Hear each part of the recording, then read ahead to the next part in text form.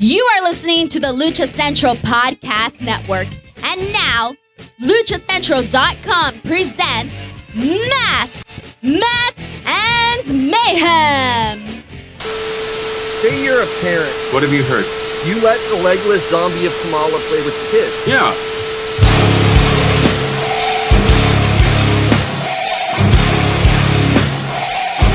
Welcome to another edition of Masks, Mats, and Mayhem. I'm your host, the Outlaw Ellie Red. I am having my lunch. You can find me on social media at Justin Harvey, not Jason, 75, at Justin Harvey 75. You can find the entire show on social media at MMMShow 75. You can find this guy right up here at Byron Fever. You can find that guy at Lucha Gringo. You can find that guy over there at Meef with an F, Meefloaf. And welcome. Want to say, first of all, thank you so much to all of the denizens of deliciousness that have been responding and commenting and watching the interview that we have done recently with Kodan for this year's virtual Expo Lucha 2020. It has been seen by thousands upon thousands of people. The entire Expo Lucha event. I want to definitely thank Kevin Kleinrock and all the people at Mass Republic and Lucha Expo and Lucha Central that helped put it together. It's pretty awesome. They actually pulled off a pretty good thing. I think it was good publicity for people to see some of what happened last year that was never aired publicly outside of people who were there. And it's pretty good exposure for 2021 in Philly, which hopefully COVID is gone by then and they can actually pull it off. I'm hoping I can get to it. I have no idea if that's possible. Yeah, I'm hoping we could get to it too, because I'm hoping Kevin knows that we only fly first class. Yes. I was super stoked to see that match where DI lost to like 20 luchadors the size of his club. Yeah, I was watching that too. You know what he did? He fucked up. He didn't break out that leg lock. He probably lost the diagram. Best gimmick in wrestling, Glenn. We love you. That whole thing was funny too. And I really liked how Vampiro hating on Mr. Iguana at first, like trying to play him out like some no-name. But by the end, like 5 minutes later, Vamp is totally into the Mr. Iguana gimmick. He's loving it because it's hilarious. It's a good gimmick. The guy is crushing it. He did well with Hoovy as well, didn't he? That panda that was in the match too, that seemed to gas out running the ropes. I like that guy. That guy was fun. That guy, say what you will about how he has visibly no cardio whatsoever, and he has coordination that might be a little bit lacking. But what he has going for him is exactly. I love Ultimo Panda. I love Ultimo Panda. That is the best panda in wrestling. I was just confused that you guys were talking about one of the other 7 pandas. No, we were talking about that one. He gassed out in that match a little bit, but I'm going to agree with Meef. I bet he could pull a hot panda lady. I bet he can. Women love the pandas. He has a roaring elbow that will put you to sleep, and he has a myriad of suplexes that will drop you on your head. Hey, it is, first of all, it's called Extreme Pandemonium, motherfuckers. Jesus Christ. Yeah, Jesus Christ. Am I the only woman that is actually a fan of the great Ultimo Panda? God damn it. Actually, I don't know why we let Byron on the show. Pandemonium, but it's something with pandemonium in it. Justin! You don't even know. I have wrestling merch for everyone when you want to get to that. I got another loot crate. Let's do it right now. I love it. While we're saying thank you, I just want to thank everyone for listening to you eat cereal out of a bucket. The premier wrestling mukbang podcast. Dude, you see, if you're in the audio version, you don't see Byron eating out of a bucket and drinking out of a wine glass at the same time, which is fucking amazing. First of all, look at that. Hipster. Look at that. I guess that's more of a whiskey glass than a wine glass, but yeah. It's not a tumbler, is it? Is it a tumbler? It's a tumbler. Byron's that kind of hipster. No, that's a brandy glass. That is a brandy glass. I'm just eating a nice little salad. You got to swill it and warm it. It's the only Casey, who is this crate from? Okay, this is from Pro Wrestling Crate, the one that's run by Pro Wrestling Tees, the premier crate in the business. Meef has an old one there. But mine is black. His is blue. And I think Black that's and blue. racist. He still hasn't even Full opened the shit. t-shirts. Young Bucks t-shirt. That's very problematic. Okay, I so got the theme for this month is masks and paint crate number 3. Okay. Mask and paint so, crate 3. So How first come of this all, podcast wasn't in the crate? We're a mask podcast. because we don't have you're pro gonna- wrestling tees merch yet, we need to do that. You're going We to want should all do the that. t-shirts in here, by the way. Whoa, What what did is I that? tell mean? you guys? Oh, look at this. It includes a mask of Glacier? the Great Glacier. Blood runs cold, motherfuckers. Cryonic kick for your parts, bitch. That's super dope. Honestly, get- that's super dope. I gotta get one. I fully Okay. appreciate everything that just happened. So every October crate comes with a mask. Review wise, it's made out of neoprene. It's not the most high quality mask, but I paid $30 for this crate. You'll see all the other shit I get. I'd say this is worth a solid 10 ski on its own. It's pretty good. It's actually got like little rivets on it and shit that are real. Oh. That's not like material. Oh. So I dig it. you know, And they're annoying to put in. I'll just And tell you it's that Glacier. How often can you get any kind of Glacier item? Come on. you get a pretty cool hurricane pin. I was a little scared he was going to be the mask because I really wanted it to be Glacier. Stand so- back. True. There's a hurricane. But how dope would it be to get a hurricane mask? He does sell them still. It Oh, depends on the mask. Maybe not that. Okay, so it's a Halloween theme, so we got some scary wrestlers in here. So we got the Boogeyman Micro Brawler. Look at that shit. Nice. I'm gonna get ya. Wait, that thing has one too many teeth, I think. Yeah. No, Yeah. that's just extra worms in between. Oh, okay. Uh, Copy Can that. I tell you that the Boogeyman is such a tremendous live act? I saw the shows I'd go see in Florida with the Headbangers. He's still doing it, huh? Yeah, so he would go there Amazing. and he would do the match before intermission. He would, with the worms and everything, just as if he was on TV with WWE at Tough Enough, getting kicked off for being too old. And he is chasing down kids with worms falling out of his mouth. Are you a good kid or a bad kid? And they would just stand there and cry. Amazing. So, Okay, I got a beef right now, you guys. Okay, what's up? turn your mic Okay, off. so this is the masks and paint crate. So it was a real stretch to get Kross in here. They used that one photo of him wearing face paint like the one time he did it. And so one time. I'm Literally second to thinking, last match. oh, is it going to be an autograph? Is it going to be a figure? Is it going to be a shirt of him wearing it? It's actually a comic book, which is dope, actually. Tales from the Cryptic Closet. I am not complaining about this comic book. It's a horror comic. I love it. It's got severed heads on the back, all kinds of fun shit. But the Killer Kross involvement is he wrote the foreword to the comic. So Stretch. this one page right here is all that Kross was involved. Unfortunately, I wanted more from Kross in this. When they announced him, I was excited. Like maybe I'm gonna get an 8x10. Maybe I'm gonna get another Kross shirt. No, I did get a good comic, but I feel like his involvement was a little too tangential, and they were really stretching to get him in there because of his recent success in WWE. And so, yeah, for Just those saying. who live under a rock, we are talking about the Karrion Kross, who is the former and never defeated NXT champion. Correct? That Kevin Kross that's on the shelf Named down after in Jurgen Yes. Crow. I believe he's down in Tulum right now, actually enjoying his rehab. I believe that's what's going on, or he's burying bodies. I don't know. Okay, so Well, but you this know. company that printed the comic, they give you a 20% off sticker here. They have a fanny pack that is just Danny DeVito's face. It's a Danny pack. Wow. I think I need to buy that. Danny pack. Danny pack. Wow. That's amazing. Also, very special mad at that. Halloween sticker. Look at that. Papa Happy Shango? Halloween from Papa Papa Shango. What? Fuck yeah. I heard he was going to be in a battle royal this year. So we're pushing close to Stop the talking 30. to Wade Barrett. We're pushing the $30 mark already here. Okay, also pretty dope autographed 8x10 by Kalisto for Nice. people that are into that. Is No, it? Kalisto's a great That's like wrestler. that's like $10 online, easy Yeah. 15. You know, Do you guys so- remember Karisto's? What? Karisto? Karisto eats salmon.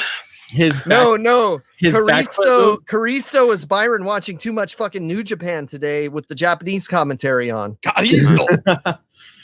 I need to get back into that. The G1 I thought was tremendous, by the way. But Jesus Christ, I'm not done. Well, I'm not going to get into it because we're not about spoilers on the show. We won't talk about the results until 2 months after the G1 ends. But if you do slip up and do a bunch of spoilers on the show, I'm taking Mutter off the wall. I'm just warning you right now. Take him off the wall. If you mess up with spoilers on people, Byron, I'm taking Mutter off the wall. It's only fair. Okay. So anyway, I just wanted to say, do you remember speaking? Just because Karisto is really good. Do you remember? Oh, I get it. Kalisto. I was switching letters. Yeah. Do you remember that one movie he did on WrestleMania off the top of a ladder where he backflipped and fell on? Remember how great that was? How he broke his asshole. Yeah. I did a lot of good ladder. Yeah, it did great to risk your rectal health like that. Talk to X-Pac about it. Yeah. Okay, so it wouldn't be a pro wrestling crate without shirts. They send you 2 shirts at the $30 mark, which is what I do. They actually changed to a softer shirt this time. It's not the awesome next level shirts that you usually get when you do premium soft on the website, but it's a Glidden soft shirt, which is way better than the shitty regular Gliddens that they were using. So it mixes up every month. It's really weird. Sometimes you just get them like that. Because I went through some today. I put one on and I was like, oh, this is the nice ones. Oh. Yeah, this like this one is definitely one of the nice ones.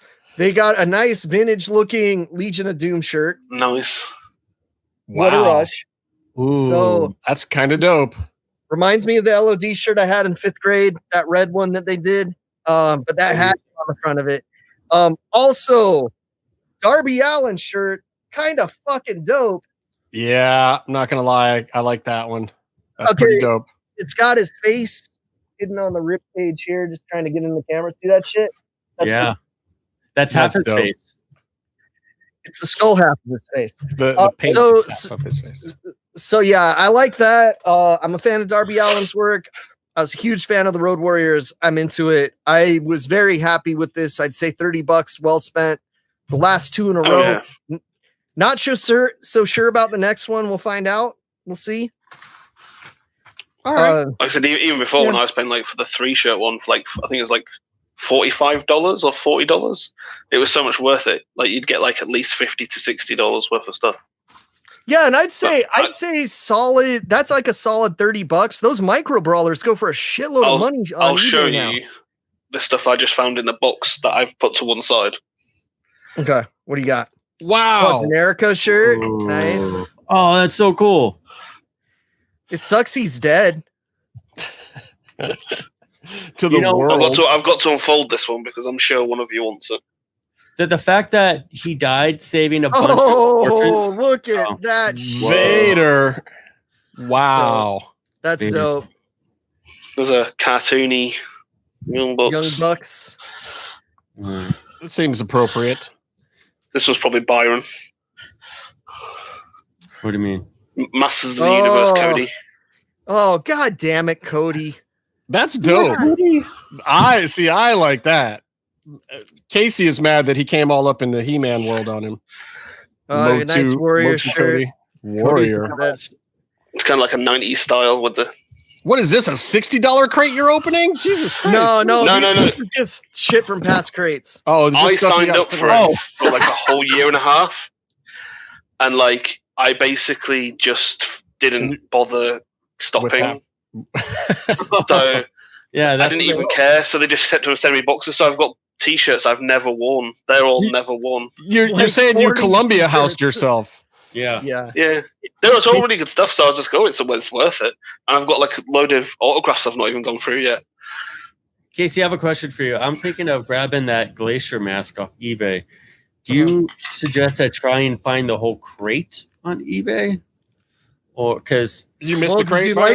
Did you like the other stuff? And are you going to find your shirt size if you do that? That's the other thing.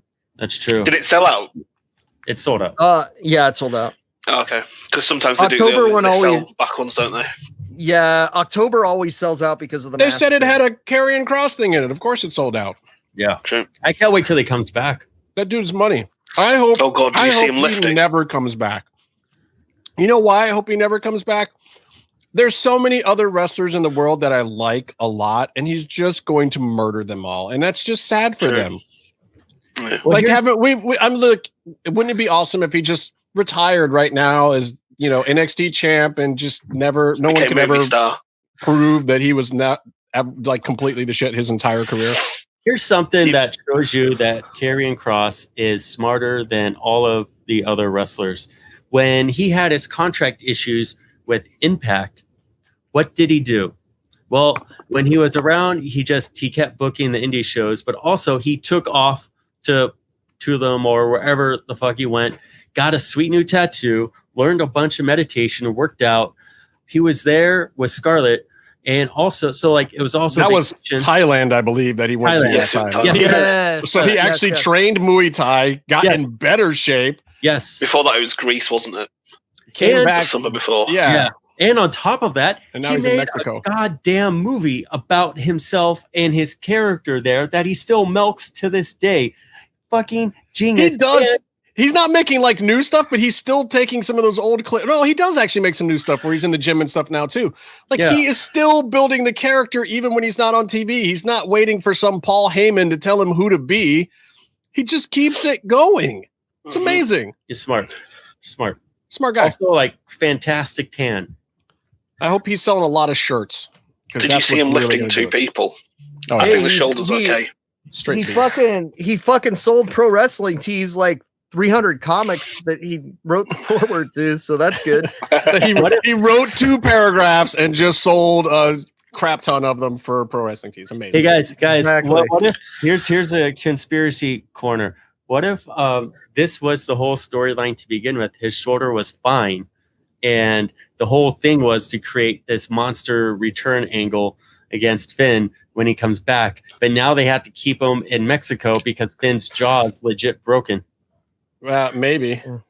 Yeah, I guess I would see no reason in rushing him back unless they were going to try to rush him into Raw or somewhere else. All I got to say, if Finn's jaw's broken, maybe Blue Chew isn't for everyone. All right. That's a joke to think about. All right. Well, wait a minute. Meatloaf, did this really just happen? Did Khabib just win?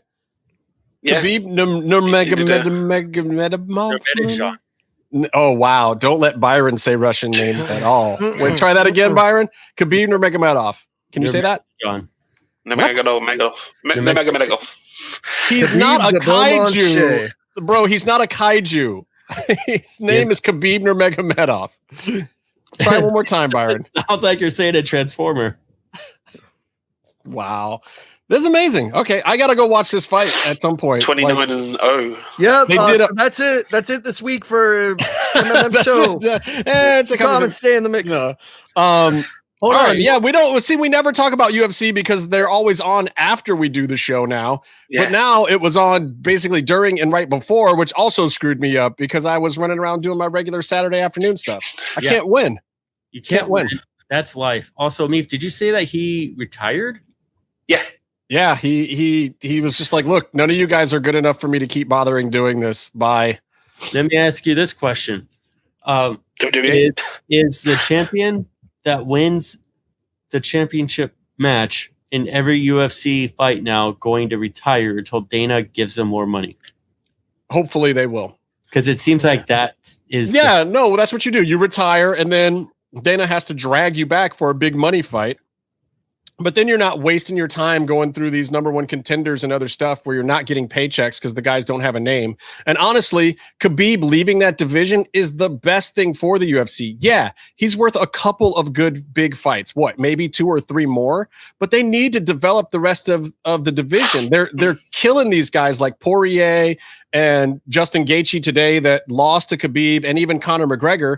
These guys that could bring in big bucks on basically one star that's dominating the division is not actually all that exciting when he competes. He's not really he's got a great international market and people are starting to catch on to Khabib, but at the same time, he's not as popular as some of these other guys could be. He's not as big a box office. Like if you had Justin Gaethje or Dustin Poirier on a 5 or 6 fight tear, those guys are going to be huge pay-per-view. They're going to sell shirts. They're going to put butts in seats. They're going to do they'll be big, huge names here in the States for a long time.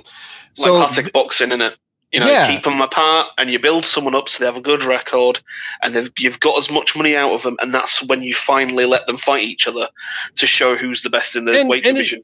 And because the UFC each hold all these different world titles, don't they, from different fucking companies? Right, but UFC doesn't have the ability to do that. So what they have to do instead is they have to be able to have a division where all these minor scraps and skirmishes underneath the title actually mean something. The problem with the lightweight division right now is like all those scraps and fights underneath, you know, like Cowboy versus Gaethje, that should be a big deal, except for the fact that at the end of it, that guy knows that he's just got to run into the brick wall, Khabib or Magomedov. So it kills the whole division. There's like no point for all of the other fights in the division when you have a guy that's that dominant. Anderson Silva did the same thing for a while. John Jones has completely ruined the light heavyweight division, which used to be the premier division where you had Chuck Liddell and Rashad and Rampage and so many. Yeah, you had all these huge names and literally dudes couldn't hold the belt for more than a fight. It was super exciting. It made it the premier division in combat sports in the world for a while until all of a sudden John Jones gets there, clears out all of those guys. Then none of the new guys coming up ever cracked the code. The most exciting thing in the division for 10 years besides him was Gustafsson. And now that whole division is decimated. And you got guys like Glover Teixeira that back in the Chuck Liddell days would have been a champion 3 times over. But yet he can't get anywhere near the belt with Jones in there. So it's like now you clearing Jones out of that division. If you cleared Khabib out, you know, Israel's starting to clear his division. So that weight class that was exciting for a while is getting old. It's weird. UFC needs a champ to be a champ for maybe 4 or 5 fights and then not be in that division anymore, or it screws up their whole organization. Like Demetrius Johnson as the featherweight champion basically ruined that entire weight class. They need to go from an Intercontinental to World Championship. Yeah, I don't know. It's weird. Wrestling has some of those issues too. Anyway, I just thought it was interesting. That's all the MMA. We haven't talked MMA on this show forever, so you got a little bit of it. Hey, That's guys. the first time I've ever talked MMA. I want to talk to you guys about our sponsor because I'll do the read and I'll read all the copy and the nice things that they ask us to say. But I want to give you guys my truthful impression now that I've used some of these Manscaped products that you can get over at manscaped.com. And also, if you go there, use code MMM and help us out. Do us a favor. I really enjoy these products now. I really want to keep these guys as a sponsor. So if we move some units, they'll keep us on for a long time. So definitely go there and do that. But Casey got to use the stuff last week because he got his box before me. I literally got my box the day. And let me tell you, talking about moving units, my unit moved just at you mentioning Manscaped because of how good it's made my unit feel for the past 2 weeks at this point. I definitely, yeah, exactly. I carved up Casey's mic. I carved up my pumpkins with the lawnmower 3.0. Excellent. Hell yeah. It's the reason I'm growing. Did you do the happy mouth or the scary mouth? No, I did. I went full. I went full in. I went like full Mike Myers on the whole pumpkin. Nice. Yeah, baby. Not that Mike Myers, the other one. Anyway, it's good stuff. Like it does exactly what it's supposed to do. I'm growing a beard now because I felt like I didn't have enough hair left on my body after I just went to town. I started shaving everything. I shaved the butt, I shaved the balls, I did the legs, I did the chest. You want people to still know you're an adult, right? Right. You know? So it's kind of like shifted to my face. So the more hair you see on my face, the better you know these Manscaped products are working. Justin, in all my years, by the way, I think it's very cool and 20% off. Use MMM. At the website for manscaped.com, but in all free shipping and free shipping and in the UK, Australia, Canada, and the US, all the places that you need it to be. What were you guys saying? Did I tell you? All the places you need to shave your balls, but in all the years since we met on the mountain back in the day, I never thought once that I would that I would be listening to you explain to me how happy you were that you shaved your asshole. It needed to be done, man. I don't know if I knew how much it needed to be done, but it really needed to be done. And this was the only way it was going to happen.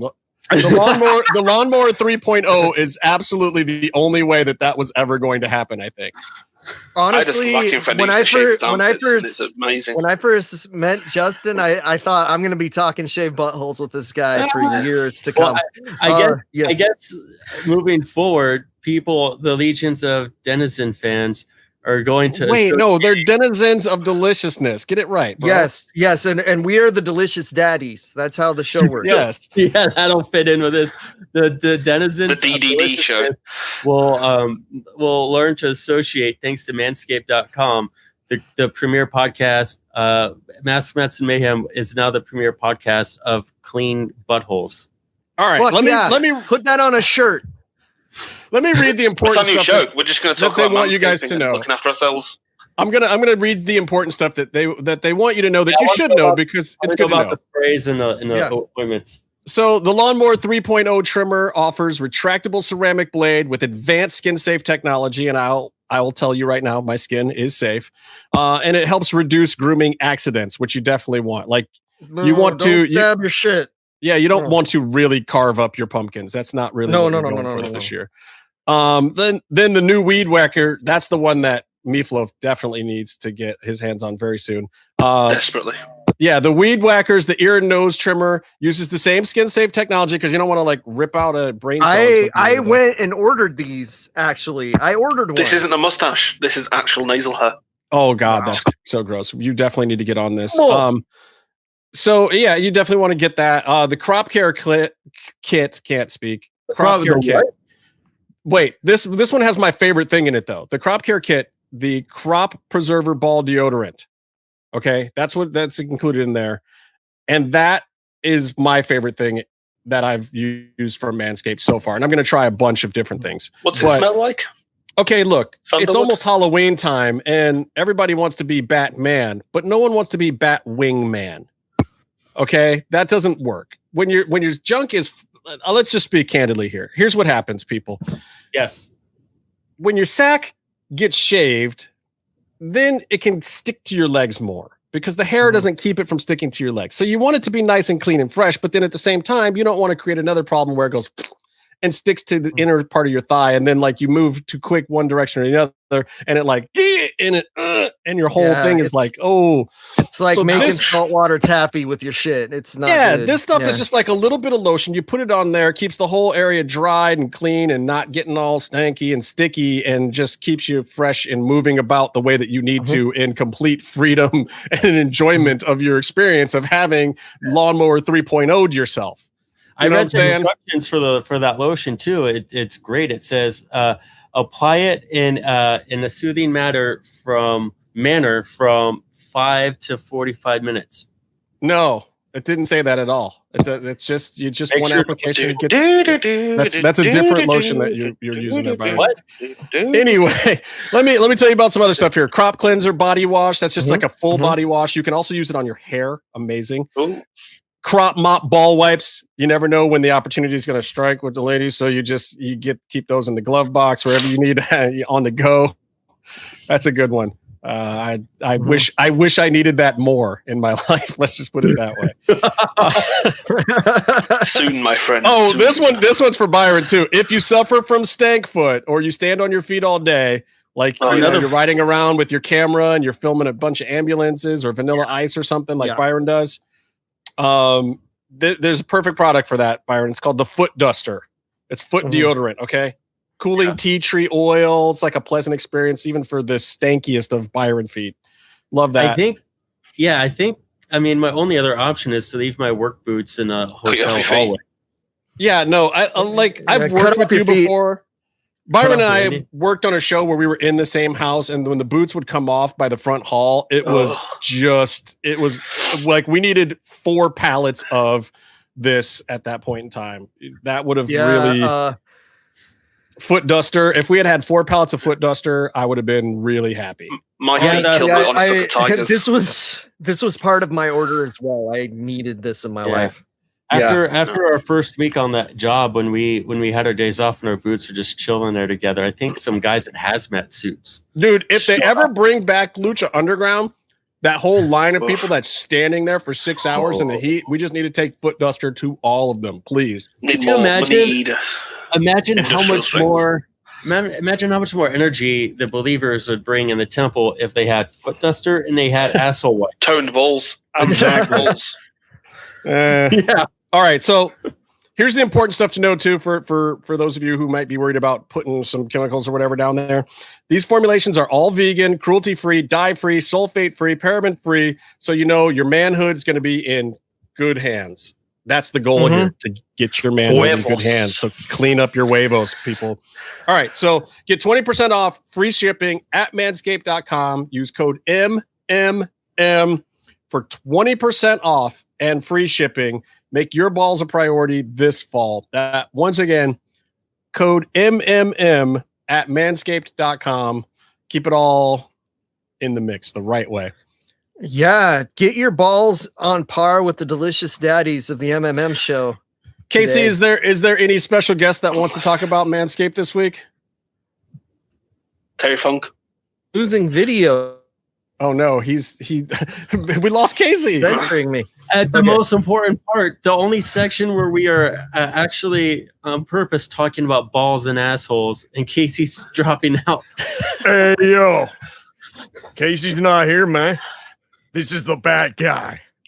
Say hello to my balls, because you see, man, Razor Ramon, his balls do not look like his chest, Chico.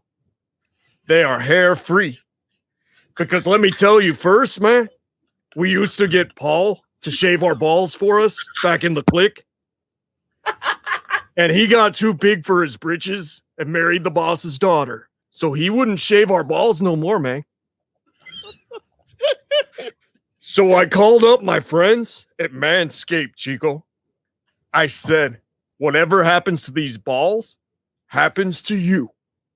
And let me tell you, man, this razor won't carve you up.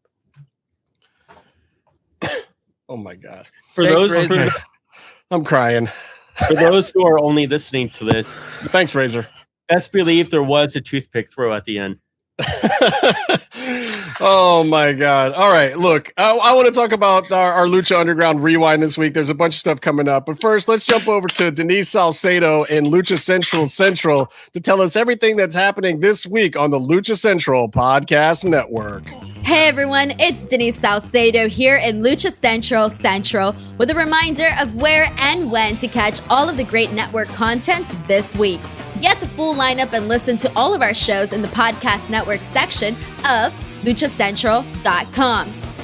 Sundays on the Lucha Central Facebook page, world-traveled shooter of the camera kind, Jerry Villagrana goes mano a mano with a fellow photographer to throw down about some of their favorite photos they have taken at Lucha Libre events. Monday, Business of the Business returns as Mass Republic President Kevin Kleinrock takes you inside how your favorite Lucha Libre merchandise gets made.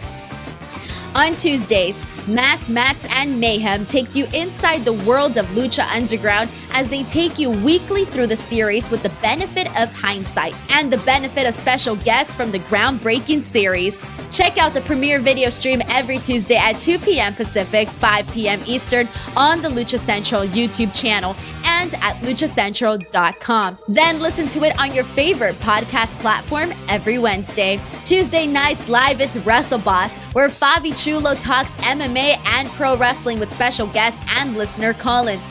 Visit WrestleBossLive.com Tuesday nights at 7 p.m. Pacific to listen live or call in with questions or download the show on podcast platforms on Wednesdays. Wednesday nights live on Facebook, it's Spanish show La Mesa de los Márgaros, giving you both the news and the chisme from around the lucha world. Special guests and a whole lot of fun make it one of the most talked about shows in Mexico. Thursdays, it's Straight Out of the Bodega with Papo Esco and PWR promoter Gabriel Ramirez, as they have guests from throughout the wrestling world pull up to give an inside look into their careers. From indie standouts to television superstars, each week brings a new name and perspective. On Friday, it's your double dose of Lucha Central Weekly podcast, one in English y el otro en español. Lucha Central Weekly is where you'll find all the top stories of the week, both inside and out of the ring from Mexico and anywhere luchadores are in action across the globe. Be sure to subscribe and follow all your favorite Lucha Central Network series on your favorite podcast platforms, either by their own series name or subscribe to the Lucha Central Podcast Network show pages to get all of the shows in one easy feed. And please consider giving a rating to help more fans find the shows that you love. For now, this is Denise Salcedo signing off from Lucha Central Central. Have a great week. Thanks, Denise. That was amazing. Glad to hear it. I can't wait for all of those lovely, lovely things that will be filing into my ears this week. The Lucha Central Podcast Network is definitely where it's at, not only because of our show, the Masks, Mats, and Mayhem show, but also because of the other shows.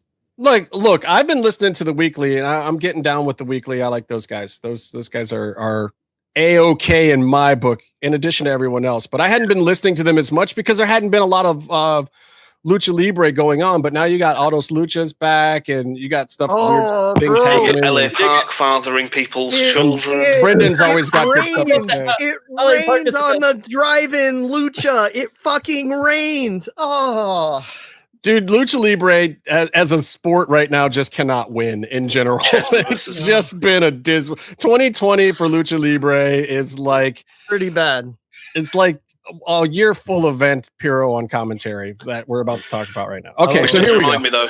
Does remind me, rest in peace, Principe era.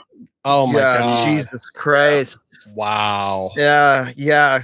Considering we almost saw a similar man. incident on AEW this week, I think we should say that. No, we'll get to that too. AEW, I think was different. This was this wasn't a bump. People are starting to say maybe it was the congenital brain hemorrhage that would have happened. I thought it was a heart thing. No, it was a brain aneurysm. Brain. Oh wow. Yeah, it's so unfortunate. Which I've heard. I could have sworn that's how Plum Mariko died in Japan. Women's wrestler. She got powerbombed right on her head though when that happened. And but it might have just been brain hemorrhaging, and I'm being confused. I'm not very good with medical terms. Turns out I'm not a fucking doctor. Sorry, Byron. But you are a teacher, and you are shaping the future of America, which is not frightening at all. Look, Byron, I gotta say that prostate exam's still valid, bro. Don't worry. The thing is, man, like people say, "Oh, wrestling's fake." This, that, and the other thing. Okay, yeah, it's predetermined. It's not fake. Like the damage incurred to your body. These people are still gladiators for our entertainment, just like any other athlete out there. Any football player, rugby player, Aussie rules football, soccer, football, whatever you want to call it, baseball. Like these people are out there doing battle. They're doing it for our entertainment. It's the same as Roman gladiator times. I believe that there's merit to it. The people need that kind of release. People need to see that type of athletic aggression. And I feel like if sports didn't exist, including wrestling, I think we'd have a lot more issues in our societies in general. So they serve a purpose, but at the same point in time, people got to know that it does come with a price, man. These guys put their bodies on the line. They're in dangerous situations. They're trying to always keep it exciting for us. And, this is another situation where the end of it was unfortunate, untimely, and sad. It just the other thing is obviously is the physical strains as well. There's been several soccer players who've literally died on the field. Which was a heart problem recently. Came to light in the early 2000s. I think they started to get diagnosed more. But there was a player, Antonio Porter, I watched the match live, and he was just walking back to his goalkeeper or walking back to the centre half, and he just...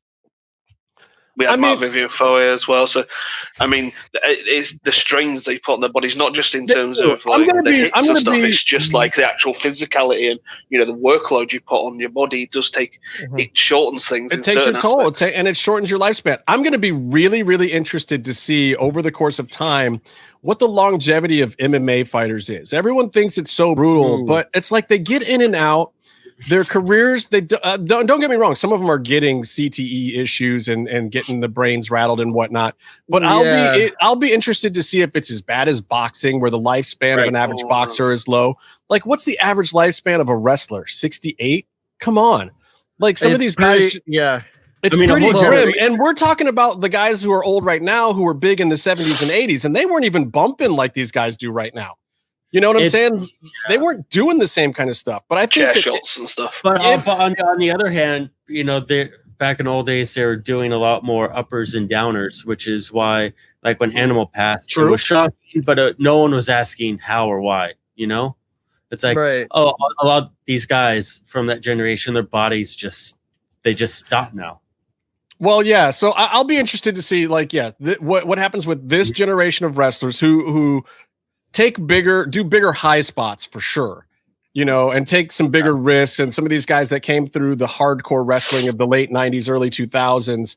And we've seen a lot of those guys go already, you know. It is interesting because back, you know, in ECW days, Sandman would talk about how he'll do a barbed wire match any day of the week, but he won't let someone powerbomb him. Like, his feet aren't going above his head. And, you know, I don't know if you agree with that, but I think there's some logic behind it. Well, but look, exterior cuts and bruises are just that. It's that interior stuff that is really bad. It's the blowing out the ACLs. It's the CTE and the head traumas that are worse than, you know, cutting your arm up. And that skin surface bleeding and wound that needs stitches might hurt really bad, but you've never heard of one of those taking a guy out for his whole career. You've heard of power bombs and pile drivers and big table spots and, you know, missed bumps. Those are the ones that take people out. You know what I'm saying? Sometimes just running across the ring. And speaking of injuries, let's talk about Lucha Underground season 1, episode 24.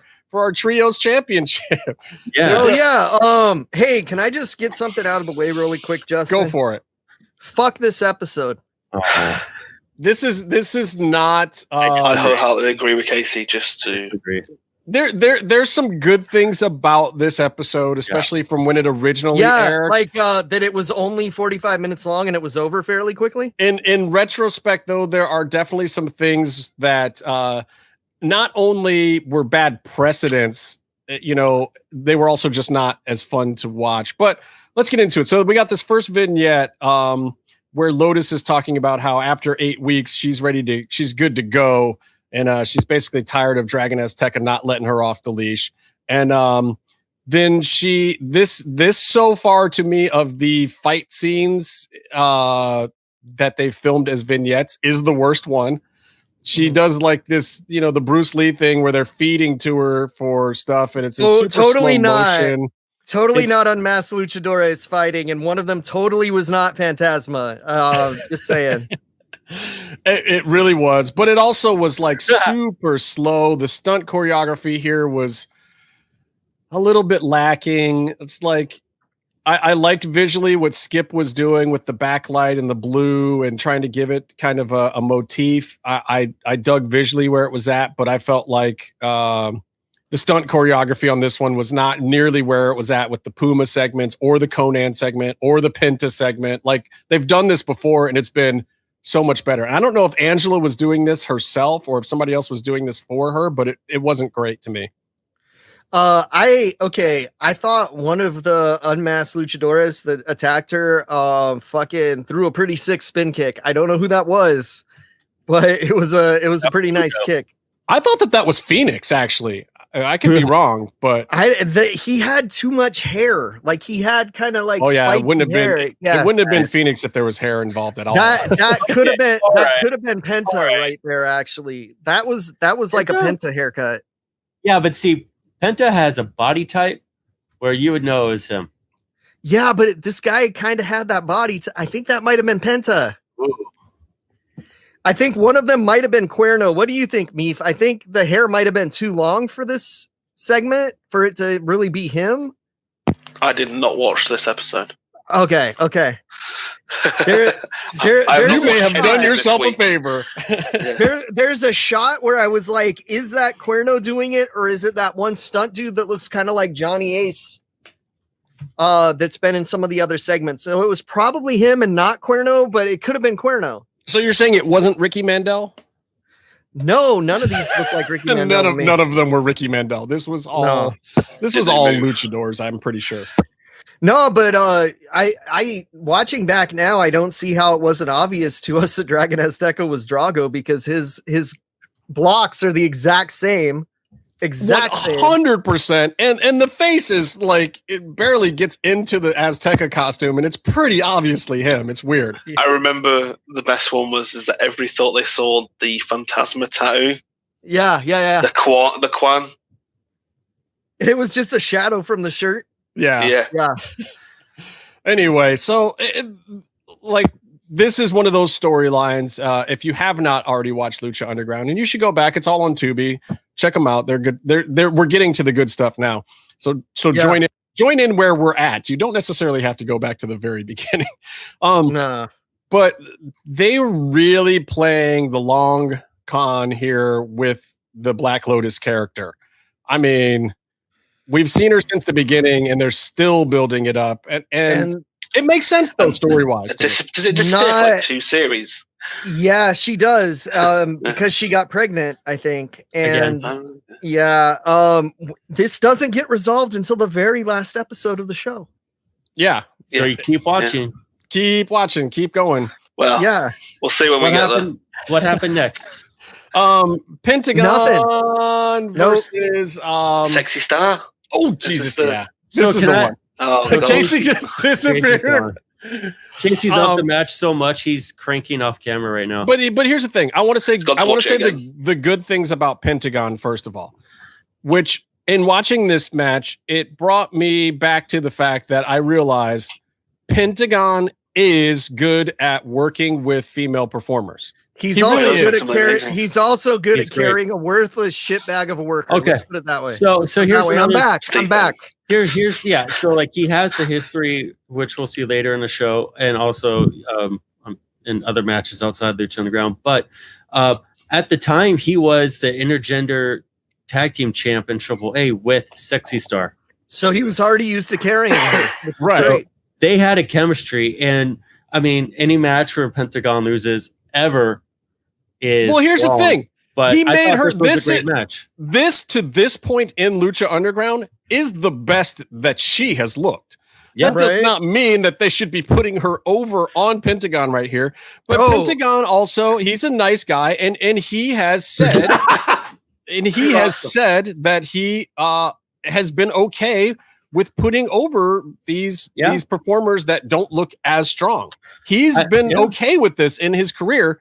I don't think he should have done it this time. This did not make any sense to me. He definitely remembers where he was on that card at one point. So I wish someone had done it for him. I mean, I think Pentagon is the Pentagon story in Lucha Underground is a super slow burn.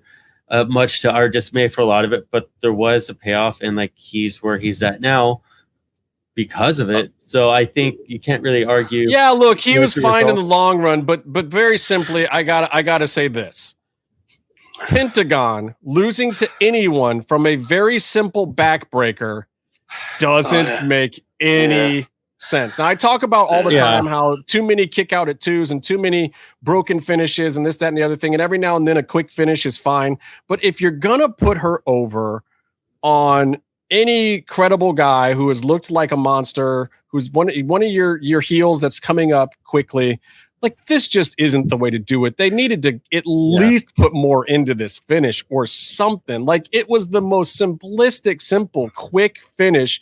This was like he was wrestling Randy Orton or something. This didn't make any sense that she went over that easily on him. Yeah, I mean, I think Randy Orton is a super smart wrestler, but also I do everything I can to not pay attention to Sexy Star finishing matches because it just her and her.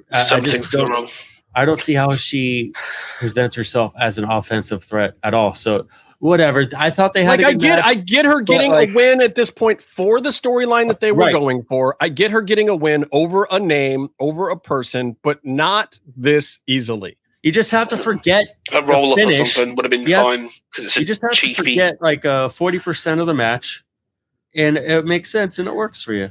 Maybe. I don't know. Let's move on so Casey can come back. 45%. We're done with it. We're done with it. By the way, how were those dueling chants? Interesting. Yeah. It was interesting to say the least. This crowd was in and out. And this crowd, by the way, was the first time that I can think of where the standing room only up top was sold out. They had all the chairs on the floor now. This looks like finally, for the first time, Lucha Underground is at capacity inside the temple finally. The first half of what you've seen so far, the temple is not full capacity. They're not using all the space. This one, the entire upstairs packed with people. Yeah. The floor seats had the extra rows in the front. It was full on. We're not talking about that thing anymore. We're going on to vignette number 2, with Johnny doing weird Johnny size things and ADR coming in and giving him the business a little bit.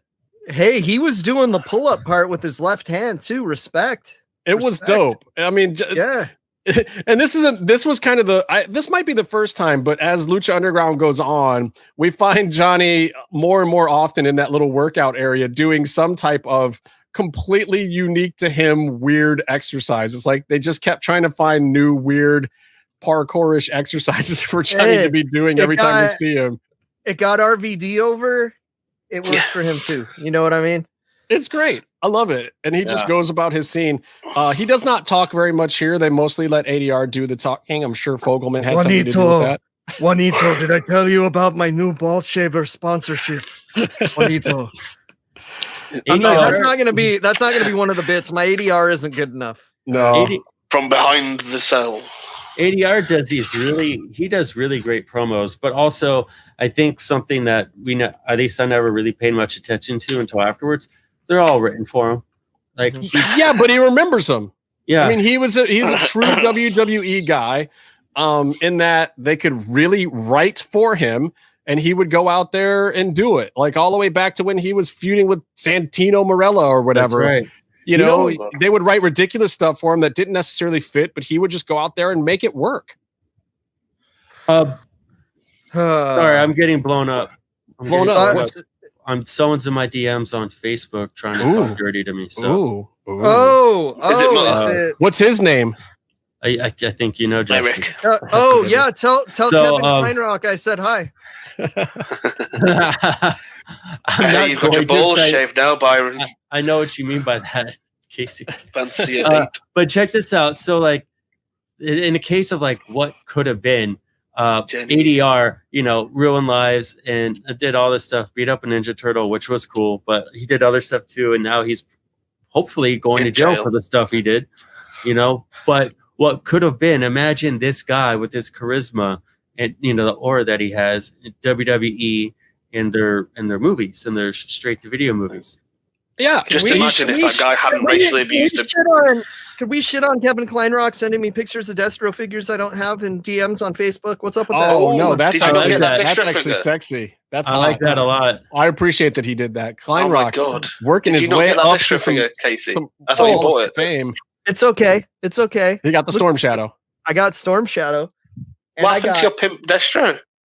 I don't have a pimp Deathstroke because I got the cartoon accurate one because I'm all about accuracy, baby. Look at this, Kevin. Look at this. They're best friends. Look, this is their prom picture, Kevin. Kevin is unboxed. Kevin. Man. Look, Kevin. There's some real heat going. Now they're kissing, Kevin. Don't you wish you could get in on this action?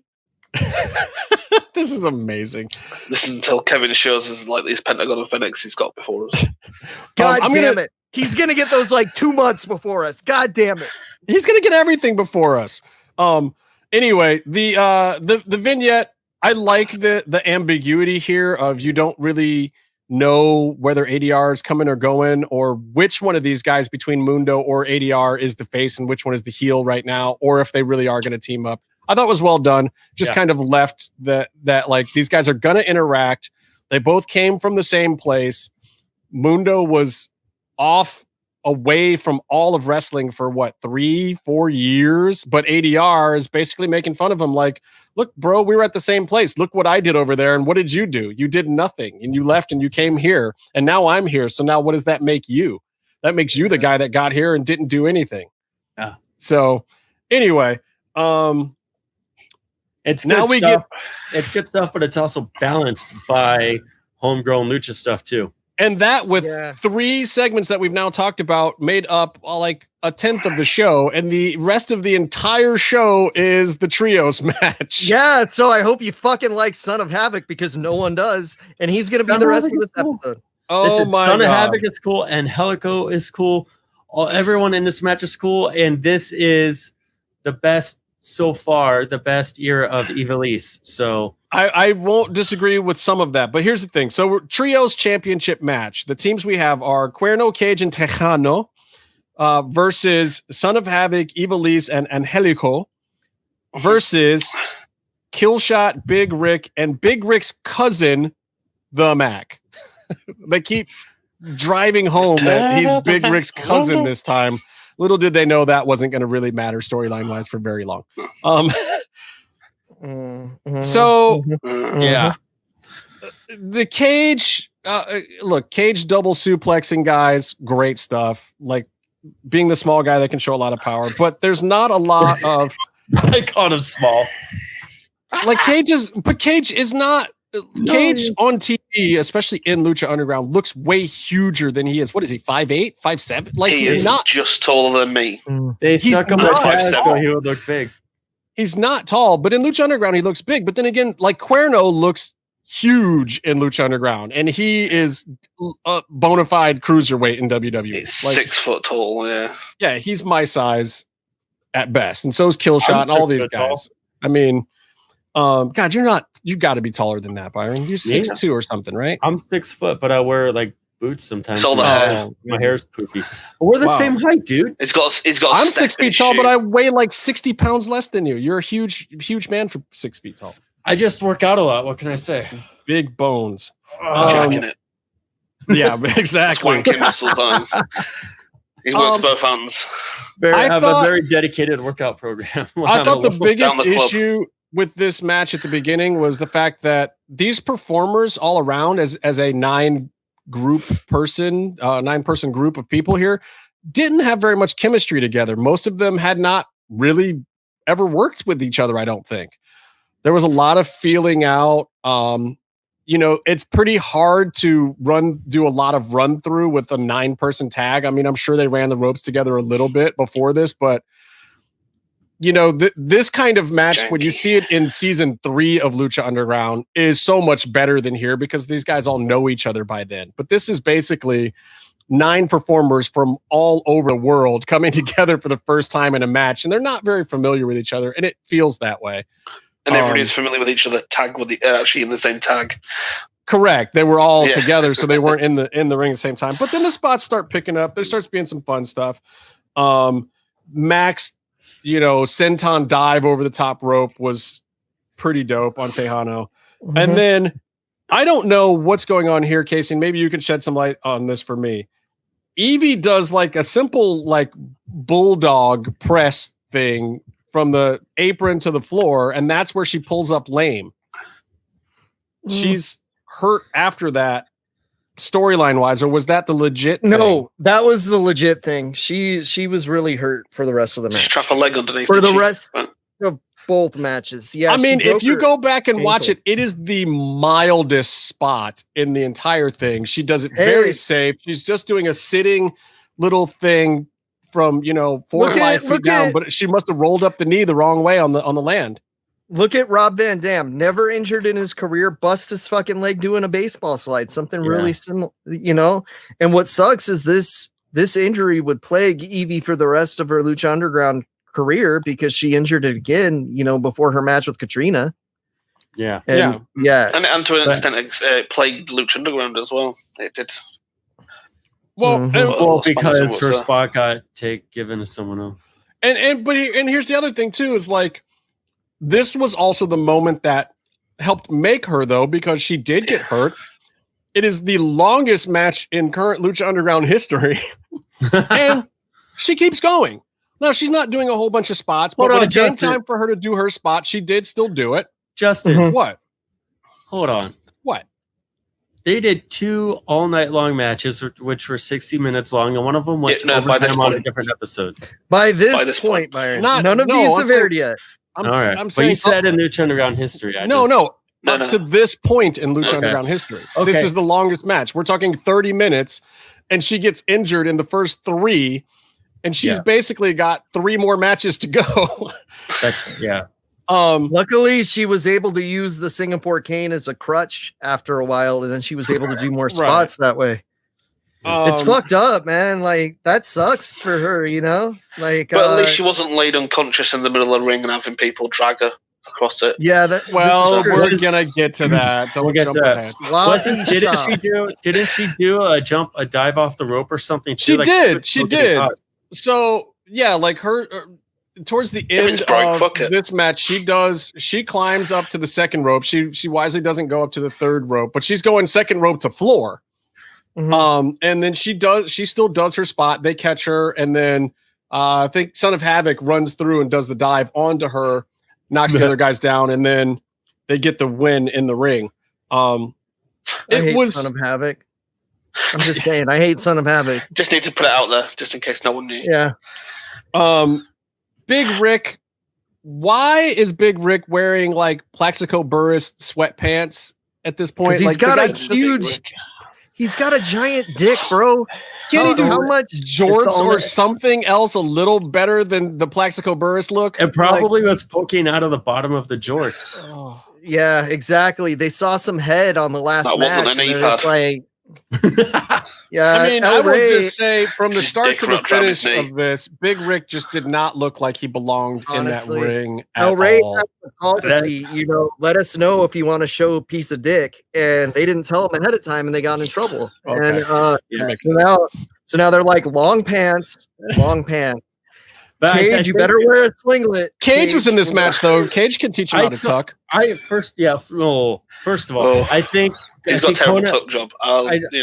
I think Conan is right. I'm an expert on this. Conan was right on the money when he said Big Rick was a nice guy and all, but he didn't know how to operate in Lucha Libre at all. So his whole Lucha run, nice guy and all, and some of the story and vignettes that he did were okay, but like just out of place the whole time. Second of all, Cage had these black tights, the singlet thing, which I think I got the vibe then, and I get the vibe now that he hated wearing anything that wasn't just tighty whities, because he would, he'd do the straps down a lot, and then on the indies he would just wear regular tights.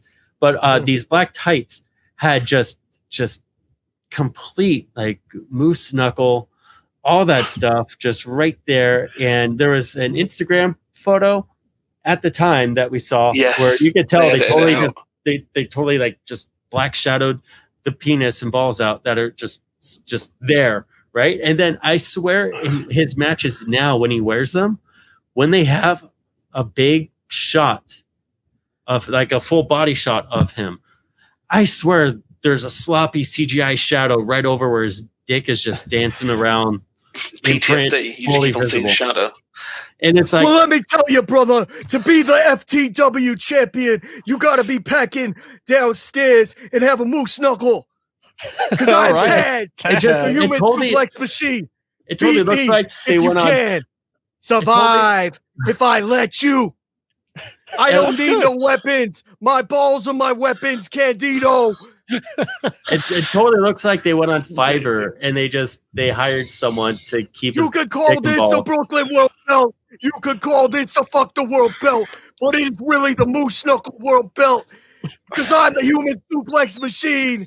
Beat me if you can. Survive if I let you. This show is completely out of control, as always. I love it. We need to get him a towel. Hey, I have to ask you a question, Casey. Paul, I'm calling you because I need your blessing here in the WWF, Paul.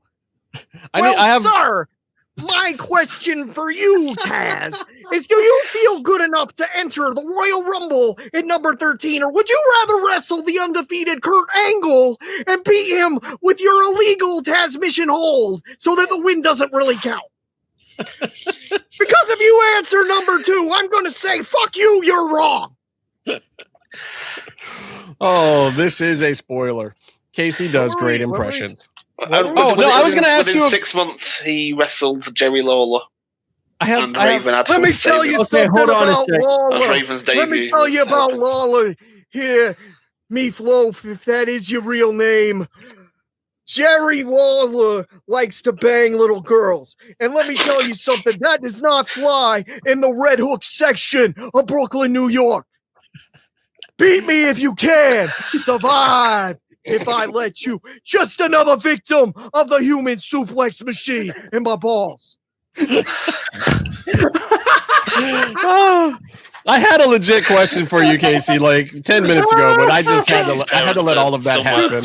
You see, Justin, the answer to your question is it's called the Transmission, also known as the Kata Hajime, and it is a judo hold designed to choke you out, a legal and regular judo competition. And let me tell you something, Dominic Dijakovic, I did not give you permission to use that hold, you son of a bitch. And let me tell you something else, Sammy Callahan, I trademarked wearing orange and black, you little midget motherfucker. And I can say it because game recognized game, bitch.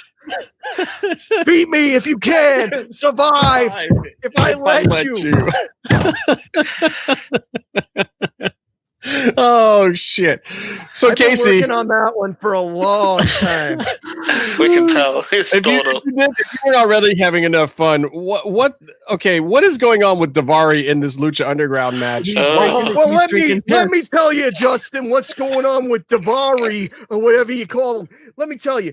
You see, first of all, I was sitting at ringside and I smelled this smell. It smelled like very ammonia-like. And let me tell you, I believe that was the smell of piss coming out of that drink. And let me tell you, there's no room in the Red Hook section of Brooklyn, New York for those people who drink piss. Beat me if you can. Survive if I let you.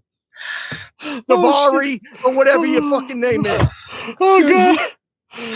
Taz, I have a question for you. How many times do you go to the IKEA out there in the Red Hook section of Brooklyn? Well, let me tell you, first of all, we don't have an IKEA. Yes, you do. I've been there. I don't believe you because let me tell you, we don't have a place for the Swedish in the Red Hook section of Brooklyn, New York. So let me tell you, Ludwig Borger, get the fuck out of here with your furniture. I don't care if you're an environmentalist and you're trying to defeat Tatanka's undefeated streak with an illegal chair shot. I don't care, Ludwig Borger. Get the fuck out of here. Beat me if you can. Survive if I let you. Okay. There's a stay calm and stay. There's a Lucha Underground match. There's this trios thing. Kill Shot's pretty interesting to watch. There's a couple of fun Angelico things. They win the match, and Dario says, Hold on. You haven't really won the match yet. This is the first time Dario does one of these, right? He did the Speedy Gonzalez voice for Dario again, you guys. He did. We just need to make sure if you're watching the show or if you listen to the show and you see a picture of everyone who does the show, you would assume at least one of them wasn't the racist one. Right. It's me. I'm not. I can't be. Well, let me tell you, brother, there's not a racist bone in the human suplex machine's body, brother. Unless you're that piece of shit Sabu. So anyway, Killshot gets the first pin doing what does he have a name for his coup de grace thing? Do we have a name for Killshot's thing? He does a top rope stomp thing, kind of like a coup de grace, but it's not a coup de grace. It's the Killshot. The cross killer. The cross killer. He does it and he eliminates Tejano, Cuerno, and Cage. Clean win. And Killshot's looking good. He does that snap kick thing to the back of the head, does a couple other fun moves. The house call? Yeah. The Big Rick. After this, though, somewhere in here, Big Rick pushes Evie off of the apron. We already know that she's pulled up lame. Maybe he doesn't know or not, but Marty Elias reads in the Riot Act legit. It is not a work at all. It is a shoot. Elias collar grabs him and reads him the Riot Act for pushing Evie because Elias knew, unlike certain referees that we'll talk about later, knew that she was lame and was leaving her in there because she said she wanted to stay in. And he pushes her off the friggin' apron, and she lands on the leg again. And then I think Havoc goes over to check on her or something. And that's when things in the ring fall apart a little bit for a minute. But Killshot hits like the Spanish Fly on Son of Havoc, and they kind of distract or whatever, and then they set up the big spot for Evie to jump off and roll the guys down, and then of course, what is it? Oh, Angelico hits the Fall of the Angels on Killshot with the turnbuckle thing, and then they're the new but not new Trios champs until Dario comes out and puts the kibosh on that, and then hold on, we get a awesome Trios tag team to come in and really give them a challenge after they've already had this big challenge, because the Crew comes in. Castro, Cortez. Cortez Castro. There's only one name you need to know. Yep, one name you need to know, Justin. Cortez Castro. God. Wow. I'm sorry. Santos Castro Escobar comes in with his crew. I like the Crew, though. I think they're doing a good job for what. I do too. I like 1/3 of the Crew here. Oh no, wait, 2/3. 2/3. Fucking pirate, and the pirate was great. That's true. God damn it, Eric. Since we're talking about fucking Eric listens to all these ideas, but when we say we love the pirate, he's like, you can't like everything, guys. He's like, you guys are fucking stupid. You guys are pieces of shit. I'm never doing your podcast. He basically called us pieces of shit for liking the pirates to our faces. Right. But to our faces. Since we're here talking about the Crew, I just want to give a quick shout out to the Lucha Homies. Check out Lil Cholo's documentary and check out all the Lucha Homie stuff. They're awesome. Super dope stuff. Cholo's doc is worth checking out. Hell yeah. So I wonder if this was an audible or not that Dario. I believe that the second match was always intended to happen, but I don't know if it always was going to be a no DQ. I think maybe they did that to protect Evie more. Yeah, because it doesn't make sense that it would be no DQ to build to a ladder match later. Right. How great would it have been though if this entire second match was an audible where they were like, "Oh, she broke her leg. Let's make her do another match." Really doesn't have any friends. Tell her we want the finish to be her diving on some people. And then they go full ECW here. They're working through the stands. Everyone gets everywhere, which excuse me, sir. It is done for a very specific reason. This full hardcore division at best. But the whole purpose of battling into the crowd was not to see that terrible botch of a spot that Son of Havoc did coming back over the little cage. It was to actually get Angelico up to the top of the office, which worked well. Everybody forgot he was up there, which is hilarious because in a match where the entire point of the match is to leave Angelico on top of the office, the problem is the fact that Eve Elise is hurt.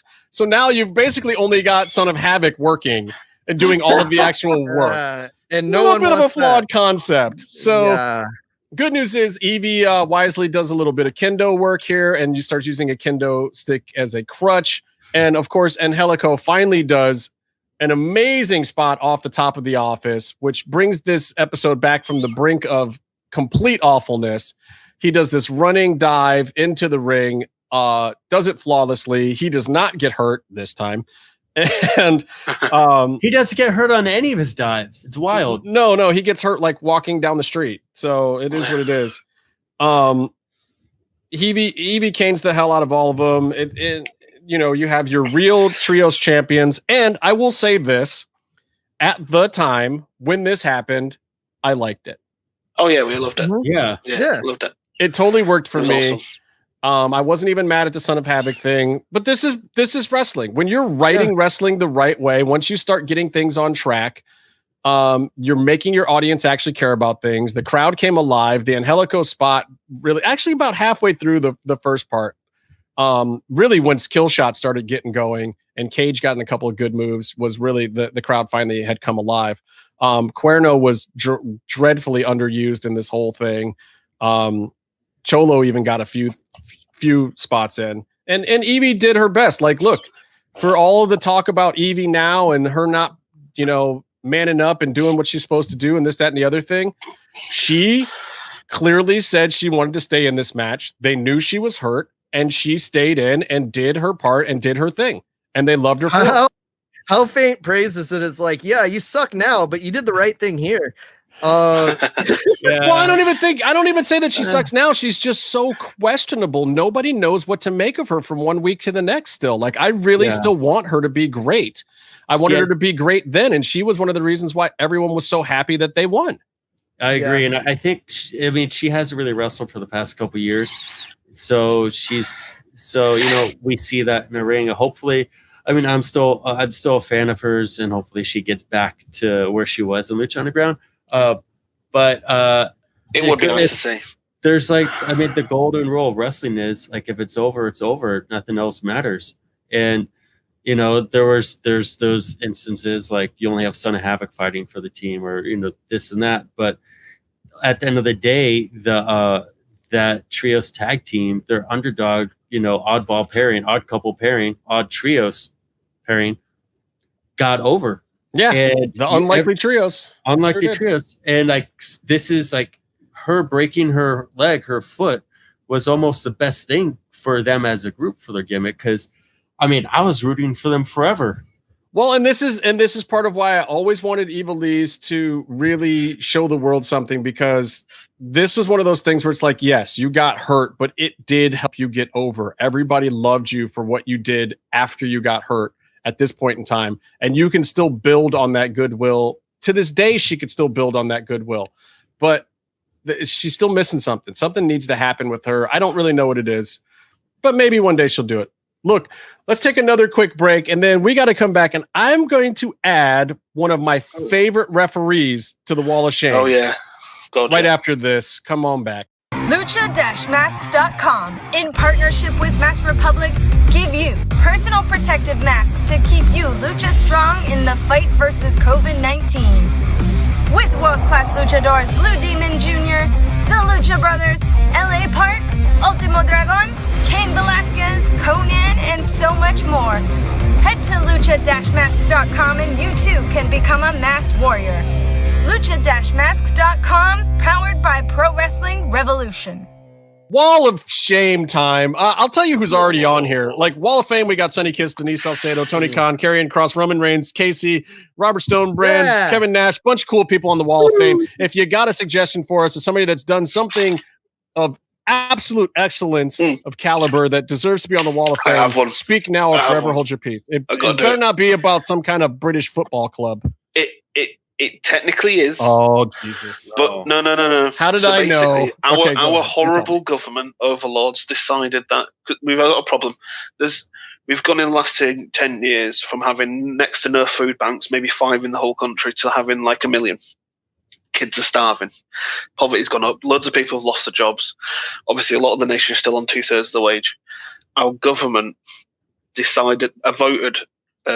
Their entire Tories party, my local MPs here, voted against carrying on the free school meals for kids. So here in our school system is if you're too poor to obviously pay, you can pay for school meals, like a weekly thing, you pay £15 or whatever it is, probably more than that now. Or you get free meals because you're that poor. So a lot of these kids, that's the only meal they get a fucking day, right? So the government voted against it, continuing throughout because we just come up to the October half term. Marcus Rashford, who plays for my arch nemesis, Man United, has been championing since the summer, and he's actually chipped in his own money, and he's got people going and stuff like that. So keeps on putting these MPs under more pressure than the actual political opponents on Labour are doing, and causing such a sting for them. He's actually just whipping everybody up. So this all happened. Now, my club Leeds have matched the players' donation of 25 grand, and our fans have raised £50,000 for the local Leeds charity.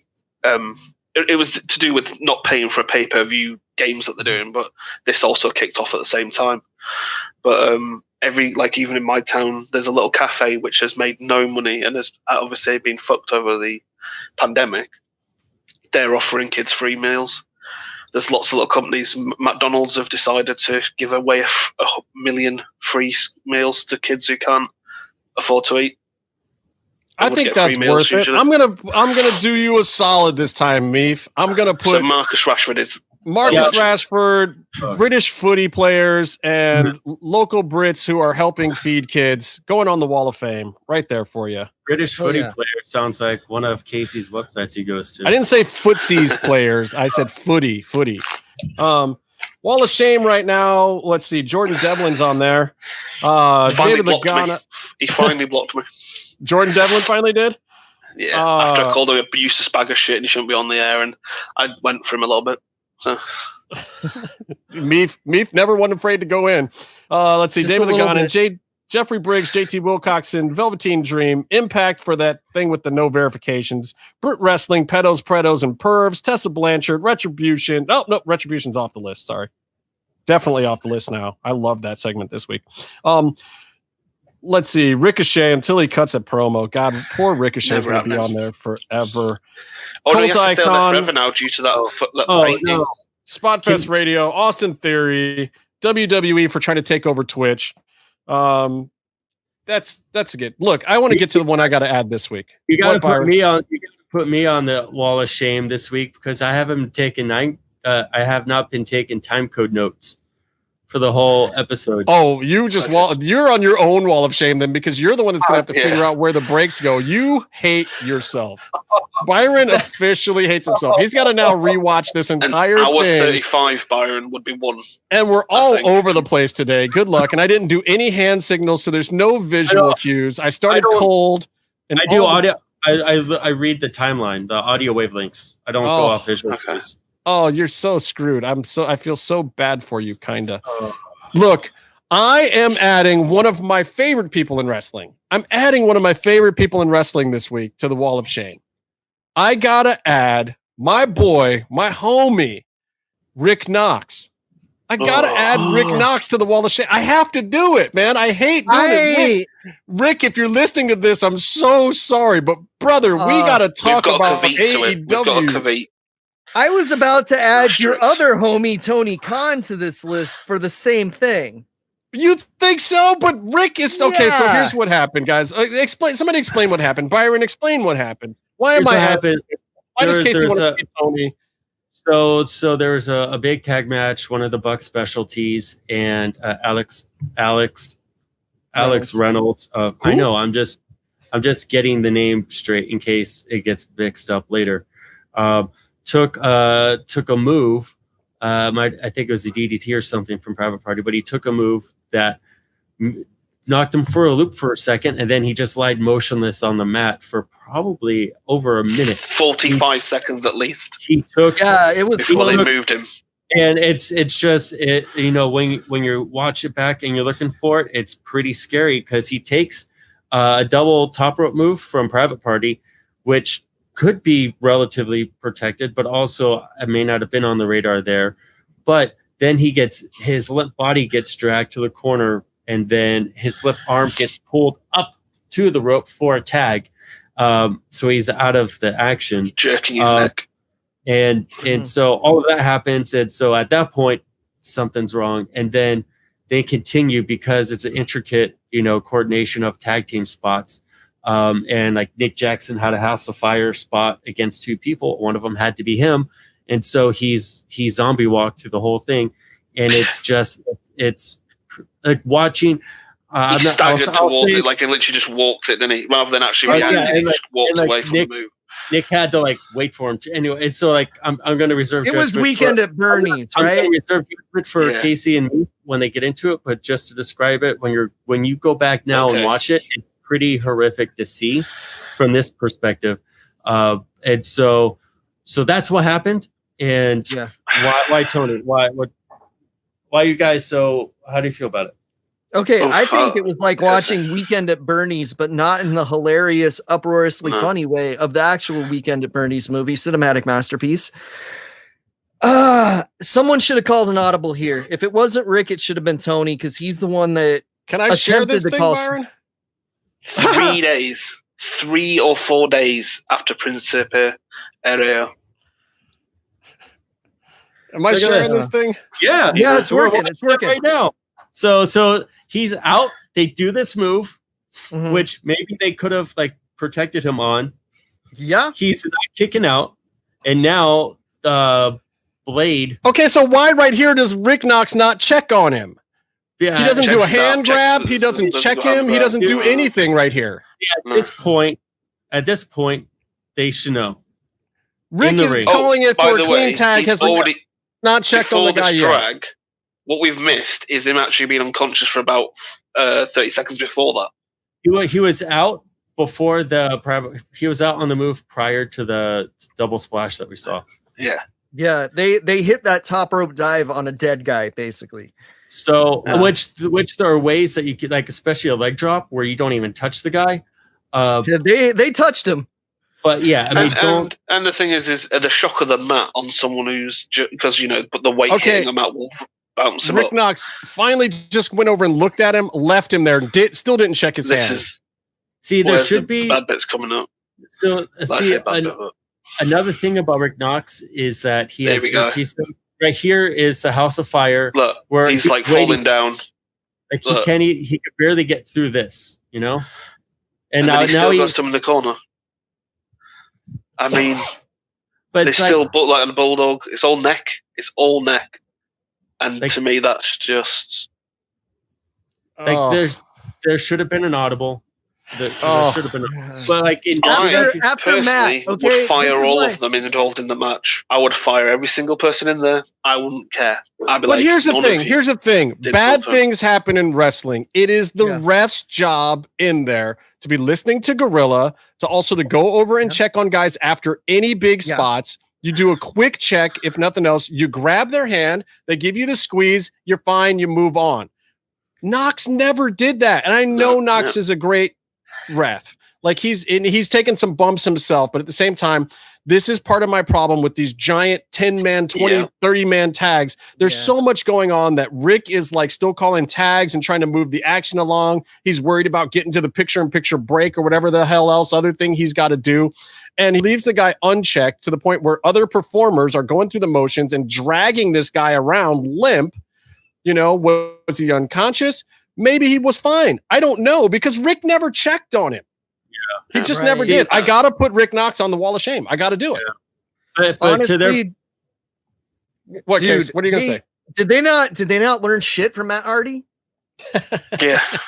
But there's also like you see this in WWE. Someone is yelling backstage. There's ringside doctors. Like someone. I get all the action happening. I get the confusion at the beginning, and when he stands up and Zombie walks around, like, all right, that's bad. You know, when he does that, when he stands up and he literally falls to his knee, that's most likely a concussion. You jump in and go fuck off. But that's when the ref is supposed to roll you out of the ring. Yeah.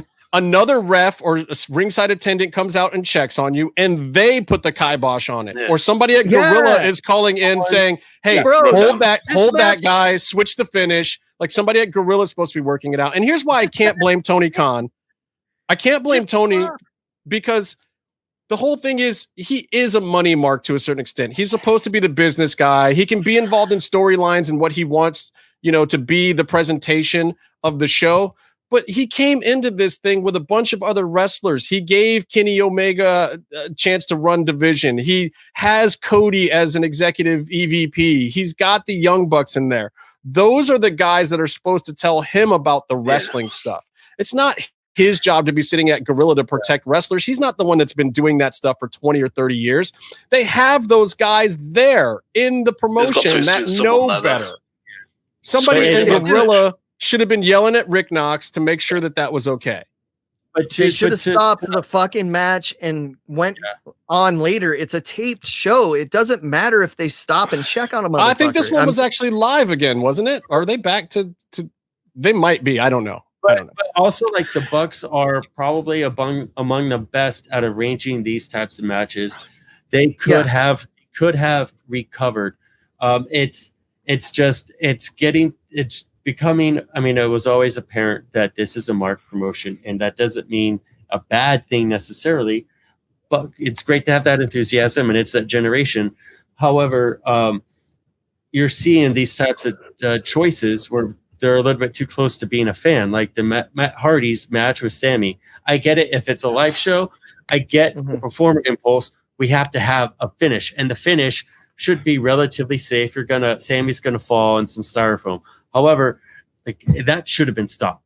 It should have been. Yeah, it should have totally been stopped. And I don't necessarily blame Tony because I don't feel like Tony is sitting back there. I don't blame Tony because I don't feel like Tony is sitting back there telling them, I need more, I need bigger. Like he's not doing the Vince thing. He's not pushing people to do too much. He's saying, oh, you guys want to do that? You guys can do that? That sounds great. Let's try it. Right. And the guys are the ones out there doing it, and the boys are the ones in control of this stuff, and they're taking it too far. Yeah, that's what wrestlers do. You push, especially, when you've been trained by the, old timers. You've also got no one stopping them.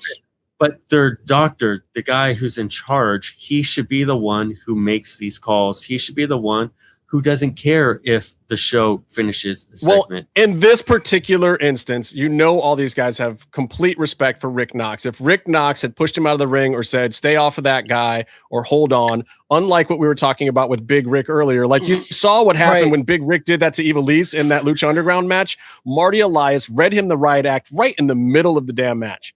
Like he did not hesitate for a second. He chastised the shit out of him and was like, bro, no, you roll out now. You go over there. Basically put him on a timeout in the middle of the freaking match. I don't know what the next spot was, but the wrestlers will figure it out. It's not like they don't have other spots in mind or things they can do. And it's not like they're doing these things verbatim to some set thing. Like you have to call an audible sometimes. And it was like, bro, Evie was hurt. You just pushed her off the apron. You're a dick. Go sit over there and the fucking hold the ring rope. Like it's pretty straightforward sometimes. And Rick just didn't do that. Like, I still think Rick's a great ref. I hope he watches the tape and he's appalled with himself, and I'll pull him off the wall of shame in a couple of weeks. But for now, Rick Knox is going on that bad boy because that was just ugly. I want to put that Phoenix is no longer in the competition either. Okay, now let's talk about this match because here's my issue with this episode of AEW, because overall, I thought this episode was actually pretty good. I actually liked a lot of where the things were going, minus that whole thing that happened in that match. But looking at the last match of the show and having Penta and Phoenix on there, and this isn't because I'm a mark for them, I really think that would have been a better close to the show. It leans into your main title program. It's a big marquee matchup that they haven't done yet, and it had more heat on it. It was just can I tell you something though? Yeah, it was in the right place because where it was now was the highest rated segment of the whole night in the demographic in all of wrestling. Yeah. So it killed the competition and it killed everything else in AEW. So then maybe it was a smart call because then you bring people in for the rest of your show and they're not watching the other channel. So I cannot dispute that. That's just good logic. I also feel, these guys are consistently at that starting point of when they're going to do something great in AEW. So their first match should not be the main event of a premiere Dynamite episode. They need somewhere to go, and they have somewhere to go from this match already. They're building up. But it was really interesting to see them. They've done, like, if you're fans of theirs from Lucha Underground, you've seen them, you've heard of them wrestle each other all over the world for like 3 years straight before they became a tag team. And this was unlike any of those other ones. This was a match where they slowed the pace down, made things deliberate, story told, sold. Still did creative enough moves that people are making Fire Pro edits of the moves that they did just during this match that they haven't used anywhere else. Yeah, like obviously they pulled out a few things from their practice sessions together this time. And I love the fact that they work so stiff with each other. Like the chops and slaps, the whole chop spot was brutal. You see Phoenix is just lit up. Dude, they did Penta's pop-up powerbomb. They did the powerbomb in Lucha Underground, and I know at least once they did it, and Phoenix took it into a Hurricane Rana. Yeah. Yeah, this pop-up powerbomb where he flips Phoenix in the air instead of just doing the Kevin Owens was fucking dope.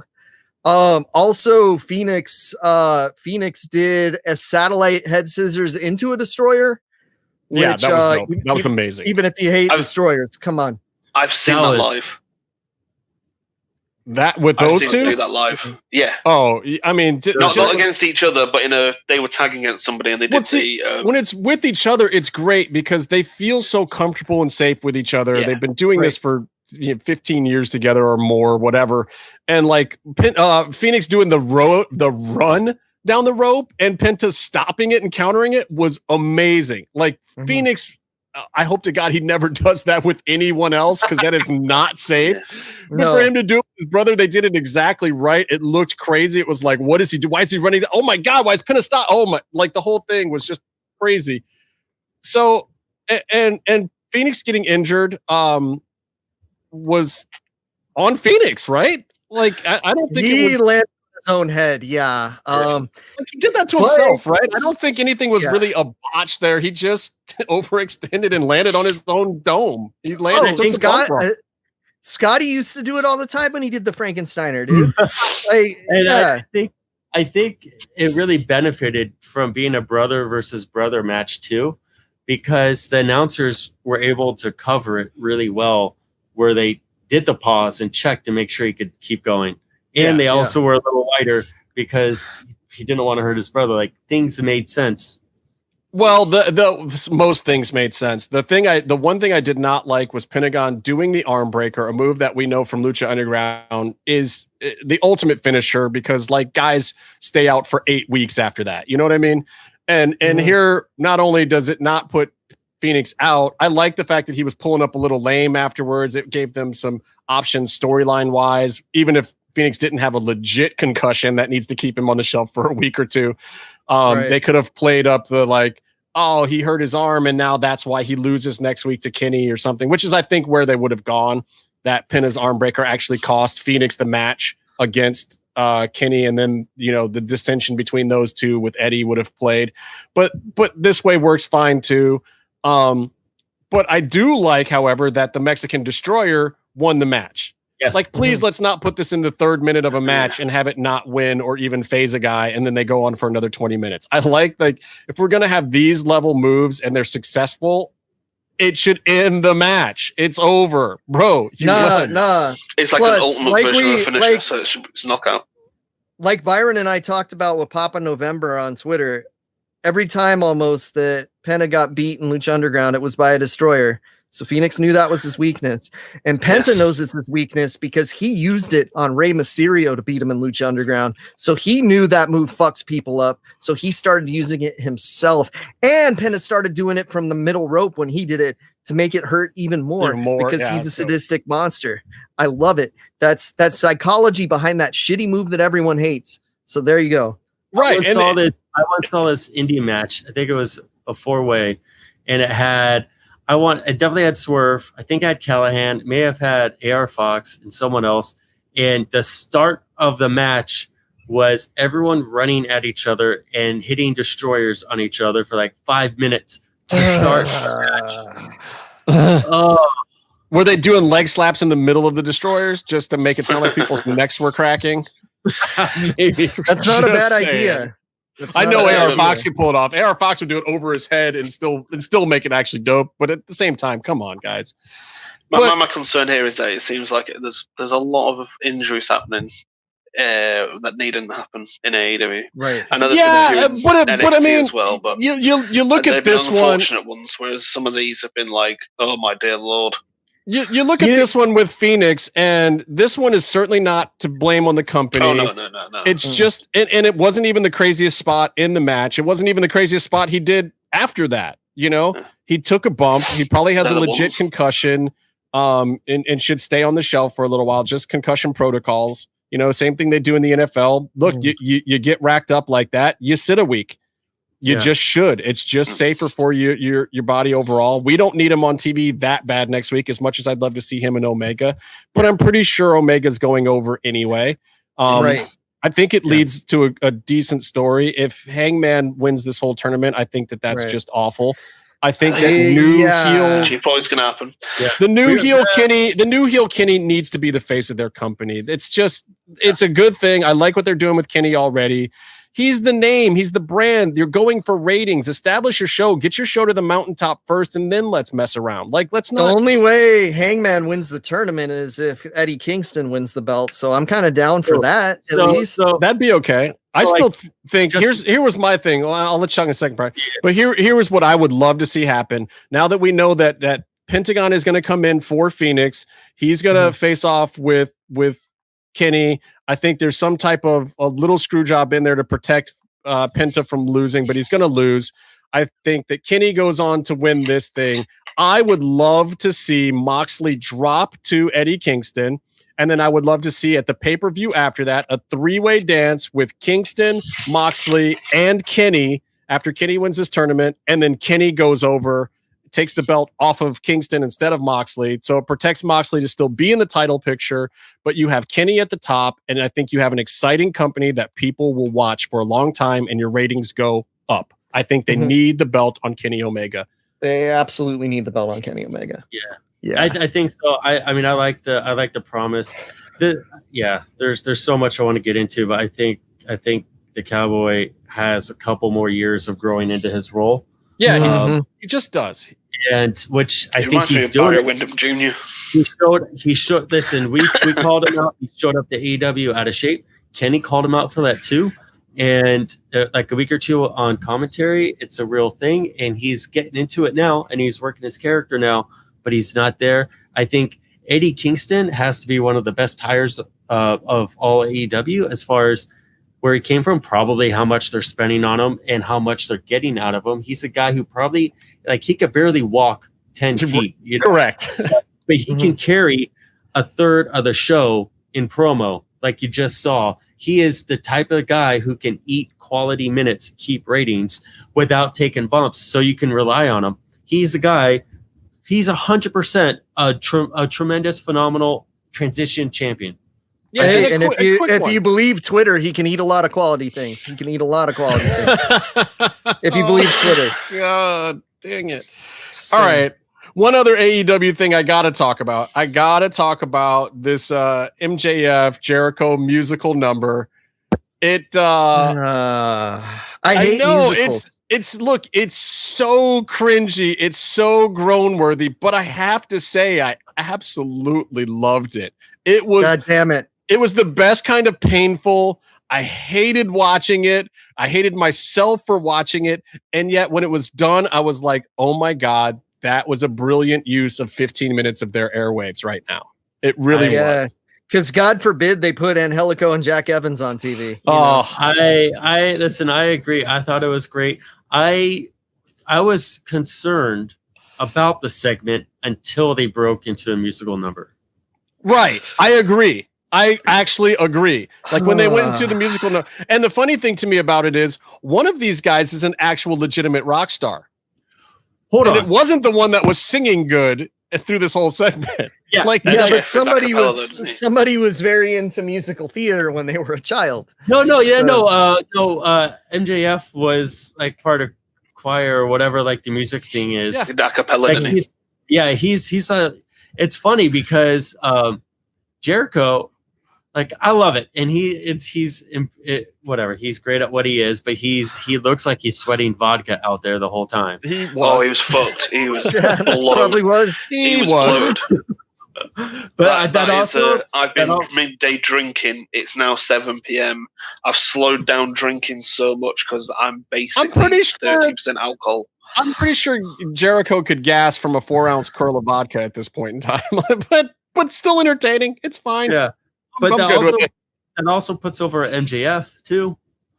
It does. Like, look, it's something entertaining in that second half of the show every week to me. I'm fine with all of it. Just like when Jericho was at WWE last doing the list stuff, and then he went super aggro tough guy when he was over in Japan last run or two. Like, the guy's just still money, and like he can do this completely ridiculous stuff, and it eats up quality time on television. I mean, look, I'm watching this to be entertained. I'm not watching it to see guys beat each other up. I'm watching it to be entertained by the spectacle of it. If I just wanted to see people beating each other up, I would only watch UFC, or I would go back and watch old Pride or something else. So you have to have quality entertainment segments as well. And this was one of them. This did the job. Even if it missed, you have to respect Jericho is constantly trying to evolve, and he's constantly trying to get others over. And even if he's trying to siphon heat off of someone who's popular, he's still bringing them up with him. You know, I agree. I also want to give huge props to Sonny for volunteering to go out there and do that kind of job to Kenny. And even Kenny, I think, almost felt bad for Sonny at the end of it. It was actually really nice. Sonny, you could tell. I'm sure that Kenny loves Sonny. But that was great of him to go out there and do just the merciless job. Like super duper. You got discovered at the local mall on a house show tour last week kind of level job to Kenny Omega this week. Yeah, I was like, oh, this is going to be a dope match. Oh, no, sorry, it's over already. Yeah. I was all excited for Sonny. But look, Sonny got the entrance, got the TV time, got the people talking. And hopefully this will give Sonny a little bit of a sympathetic thing. It also gives Sonny a check mark in the Kenny Omega book. Kenny will definitely let Sonny get some of that back at some point, guarantee it. I mean, you got to think, a squash like this doesn't hurt someone. You know, it's like a flash win, you know? So, all right. So let's see how they respond to it. And it makes it, has a curiosity factor. I think if Kenny goes to the top, Sonny has at least a title shot in line. I'd love to see a segment down the road with Kenny mentoring Sonny. Like when Kenny's done with a belt run or something and they need something for Kenny to do, I think that could actually be fun and entertaining, those personalities, and Kenny trying to regale Sonny with tales of Japan and taking Sonny under his wing and trying to give him a leg up could be absolutely hysterical. Yeah, like, I think it's a ways away. I think so too. But yeah. We got like a year away at least. We got to let heel Kenny run its course a little bit, which it might not. People might love heel Kenny so much that it just keeps going. That could be fine too. I also wonder if Sonny did the choreograph on the cleaner entrance. Oh, yeah. Maybe. I mean, I would think so, and I think that's pretty cool. I think Sonny in general in the universe and sphere of Kenny Omega is just a good fit all around in a lot of ways. Sonny's badass, and Sonny has showed that he can keep up. He can throw elbows for the best of them. All right, yeah, we'll be right. What I was hoping to see in that match. Yeah, really. Maybe next time. Yeah, we'll be right back. We'll catch up on a little bit of WWE stuff and talk to you right after this. If you're listening to this and you haven't visited luchacentral.com, it's time to do it. luchacentral.com is the online home for Lucha Libre, where you can get all of the top news in English and in Spanish. Find the best curated video content and original content not seen anywhere else. Find when Lucha Libre events would be happening in your area.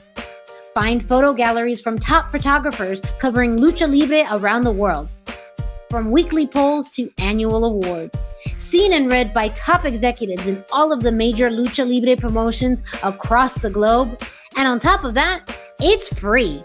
LuchaCentral.com, your centralized place for all things Lucha Libre. Look, you guys definitely have to check out LuchaCentral.com. A lot of great stuff over there. Also, go back and watch Expo Lucha. If you're watching this show right now and you care this much about wrestling and you haven't watched Expo Lucha yet, there's something wrong with you. So if you're one of the listeners that's watching this, and if you already heard the Conan interview on the show, when you get to that part, I'll even say skip it. Watch all the other stuff on Expo Lucha. There's great stuff. Okay, just watch it again. It's that good. I've watched it 4 times. Not even to see myself, just to hear the crazy shit that Conan has to say. That dude's awesome. I've also listened to. I keep on thinking Byron's going to start picking names out of that bucket and announcing winners. That trough. That's not a bucket. That's a trough. Spin the wheel, make a deal. He's got his KFC bucket. Yeah, and then we get the shitty coal miner's glove match out of all the choices. So, Meath, you messed up a little bit by not watching NXT this week. You should go back and watch it because clearly Legado del Fantasma versus Swerve and the other guys and Jake Atlas. And who was the third one over there? I don't even remember. Anyway, good match. Yeah. I don't know who the other guys are in Legado del Fantasma. I can't ever remember their names. And DJZ. DJZ. Joaquin, whatever. The guy that killed how about Jesse Sorensen. How about Spud's tag team? But hold on, I'll get to Spud. What about Spuds McKenzie? Look, Legado del Fantasma looked great in that match. Go Spuds, go. They were really crisp. The moves were great. The storytelling was great. Swerve is money. This is finally the Swerve that I like. I love that they're not relegating this to 205 Live or someplace else. And I love that, right when they started the match, the announcers were even saying, yeah, it's been all over the internet that this is going to be the match to watch this week. And they weren't wrong. I don't know why it was buried in the middle of the show and not the headliner. It was the best match on the show, clearly. It was really, really good stuff. I liked it. Ember Moon. I don't know if you watched or not, Byron, but Ember Moon, the real Ember Moon is back now. It was a good match. It was a good match. Yeah, that was so much better than the previous 2 weeks. Like there is such thing as ring rust. Ember Moon was way better. That's good to hear, dude. That's good to hear. When I said that one Sexy Star Pentagon match was okay, if you just skipped, you didn't pay attention to 40% of it. That's almost like a global rule. Like I didn't pay attention to the last 2 weeks of Ember Moon. I saw her this past week. I'm happy with what she does. Good. I appreciate that because I know you like her and I know you're a fan, and now you can stay one, because if it had kept going the way it was going, I was going to write angry letters and start a petition to get her out of wrestling forever, because it was so bad when she came back. It was bad. She seems like such a genuinely nice person. She is, but she was not ready to be back on TV that week. It was not. She was not there. That might have been it. She might have been rushed back because she's a strong character on the show. But she couldn't walk for like 9 months last year. Yeah, maybe she just had to get in there and shake it off, but she did, and it's good that they put her back here instead of on one of the other shows. Let her have some time in NXT and work out the kinks and get back in the mix. I'm a little concerned. Did she change her finisher now so that she's not doing leg drops off the top rope during the match, basically to do that stunner, or is she still doing it? She did it once. Yeah. This was what I think she's had this submission before, but I don't know if this was a jobber finish or if she's. But she did that move last week in the tag or whatever, right? Or no? Yeah, she did that. She has done that move since she's been back. So I don't know if she's going to keep it as her main finisher or not. They are clearly reworking the character. They're reworking the look a little bit. Mm-hmm. And look, if they want to protect her, they should consider reworking the moveset a little bit. She likes to do these hyperactive kind of big finishes towards the end, like a lot of NXT performers, and maybe they should scale back on that a little bit now. Yeah, she does enough of a wacky submission thing that they could make that more of her moveset. Yeah. Mm-hmm. It always scares me about ass bone with that move, that stunner. Yeah, she got a little bit of protection. She's got some protection in that. She got some protection, but you know what I mean. For those listening, who are listening and not looking, that's Justin making that comment about a female wrestler's butt. Yeah, well, yeah, I'm not gonna lie. I'll say it to her face or wherever she wants me to say. There's a reason you like Evil Ace, Byron, so let's just be honest. Come on. What do you mean wherever she wants you to say it to? Is she going to have you talk directly into her butthole? if she did, would I say no? By the way, speaking of Meef's comment, it's a manscape, not a moonscape. Speaking of Meef's comment, Evil Ace posted a GIF or whatever to Instagram to you that it's just her turning around and walking. Did you enjoy it? I'll have to go on IG and check that out. I gave it a like. Hey, look, I bet you did. A lick. I'm just saying, look, I'm still a heterosexual male. There's just no two ways about it. That's just not going to change. Well, wrestling. Can we have some decorum? Jesus. I have some decorum, but let's be honest as well. We do point out penises quite a lot and males. Oh God. But we do. We're fair, if anything. God bless Rick Rude. All due respect to the memory of the great man, but wrestling is not an upper body business. It is a squats business, and you'll be hard pressed to find a wrestler who's in shape aesthetically that does not have a nice butt. Hold up, but some of them. This motherfucker told me, for fuck's sake, Steve, it's an upper body business. Oh, that was bad. I have to take out Byron's all over that. Wow, Stone Cold is like scratching the back of your head. But look, some of them are better. Look, some of them are better than others. Ember Moon is in a good place in life. Sunny Kiss. Sunny Kiss is clearly in a good place. And look, Thunder Rosa, man, have you been on that IG recently? Wow. Wow. Abdullah the Butcher on the good side of life. I went through puberty a fourth time when I saw that post. Yeah, that like Mel, good gracious. Wow. We've talked about this with her before too, about what she's doing with this IG. But if the hits are coming in, sister, I'm not going to stop you because I'm certainly a fan. I am no longer complaining. I used to complain. I used to be like, don't do that to me. I know you're dude. Like, this is not cool. But now I'm just like, look, if you can give me like 3 or 4 of those a week, we're good. We're in a good place. Any female wrestlers out there, Justin is available for bookings. Buy the Thunder Rosa calendar. And if you can talk to your friend Red Velvet into making her IG a little more like yours, Mel, that would be greatly appreciated. Did you see my shout out earlier? Yeah. Speaking of things that make me happy, I'm going to say this about all of the rest of WWE. I'm not going to get into a whole lot of specifics, but I will say that I think the draft worked. I liked where everyone ended up. No, dude. No, I disagree. What don't you like? Okay. So check this out. You're drafting, right? Like, say me and you are drafting.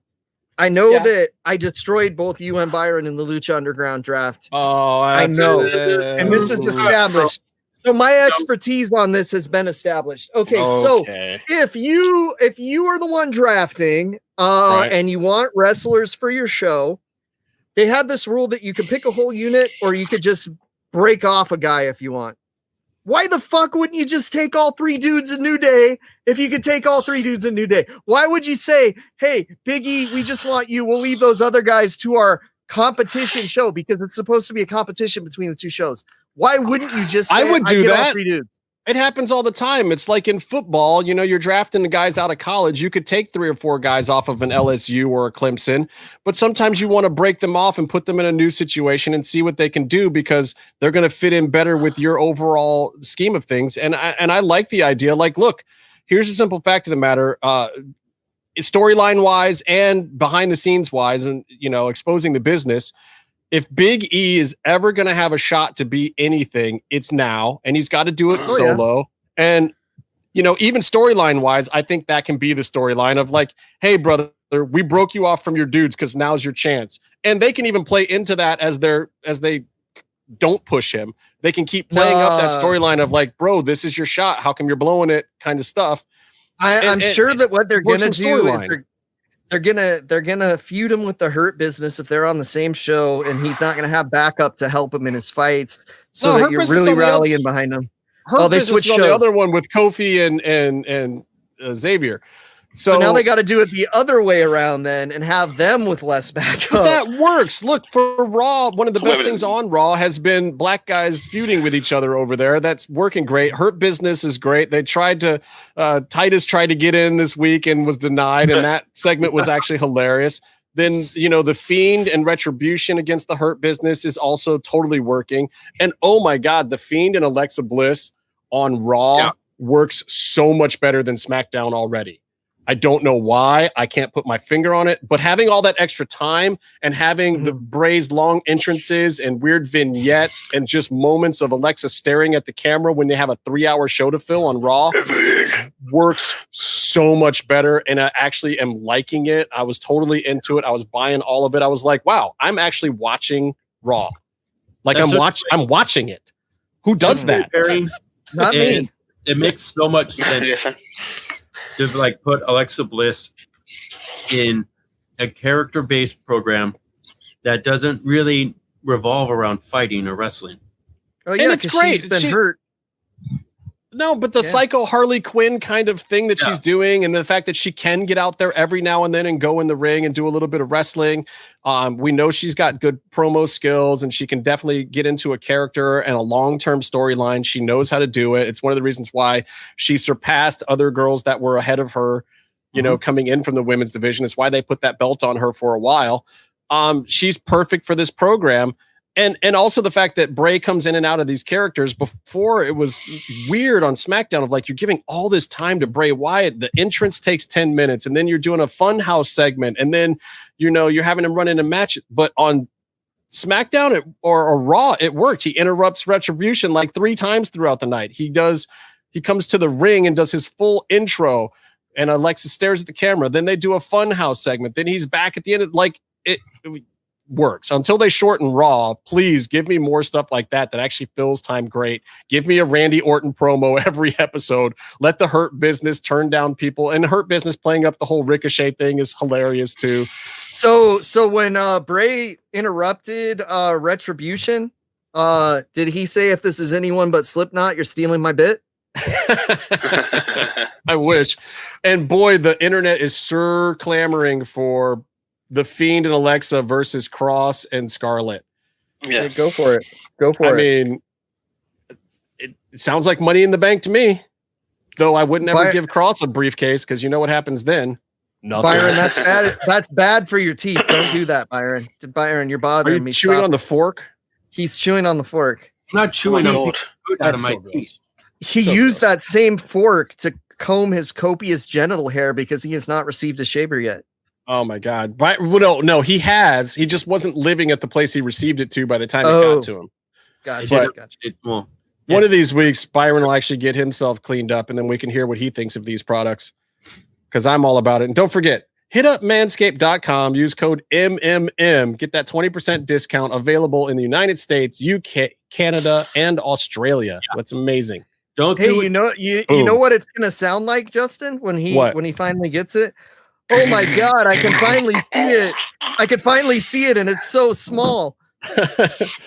Oh wow. You see what happened there, Byron?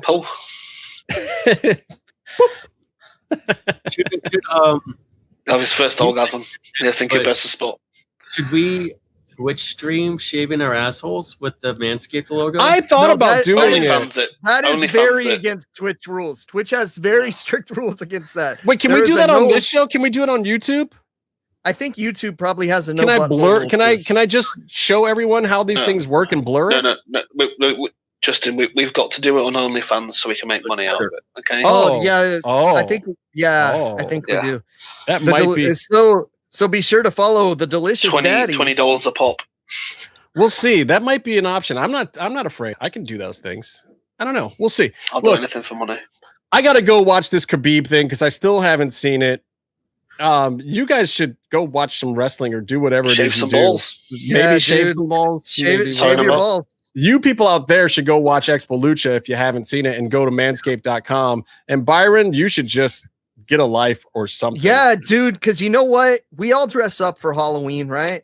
And this Halloween's a little weird. So why not go to manscaped.com and use code MMM for 20% off and free shipping, so that you can maybe, pretend that your stuff's a naked mole rat or something for Halloween. You gotta think. Or maybe Michael, maybe it's supposed to be Michael Berryman from The Hills Have Eyes. Like, you leave a little piece for the shoulder pads. Yeah. When you get a little tingle, when you've got the toner on and you get the tingle, it's almost like a ghost has passed through your balls. There you go. Yes. Oh, and don't forget to rate, subscribe, leave comments, do fun things for us. We try to interact as much as we possibly can. We love you guys. You guys love us. Hey, Byron, hit my tagline. Stay cool and be in the mix. Wrong. Meef, you want to give it a try?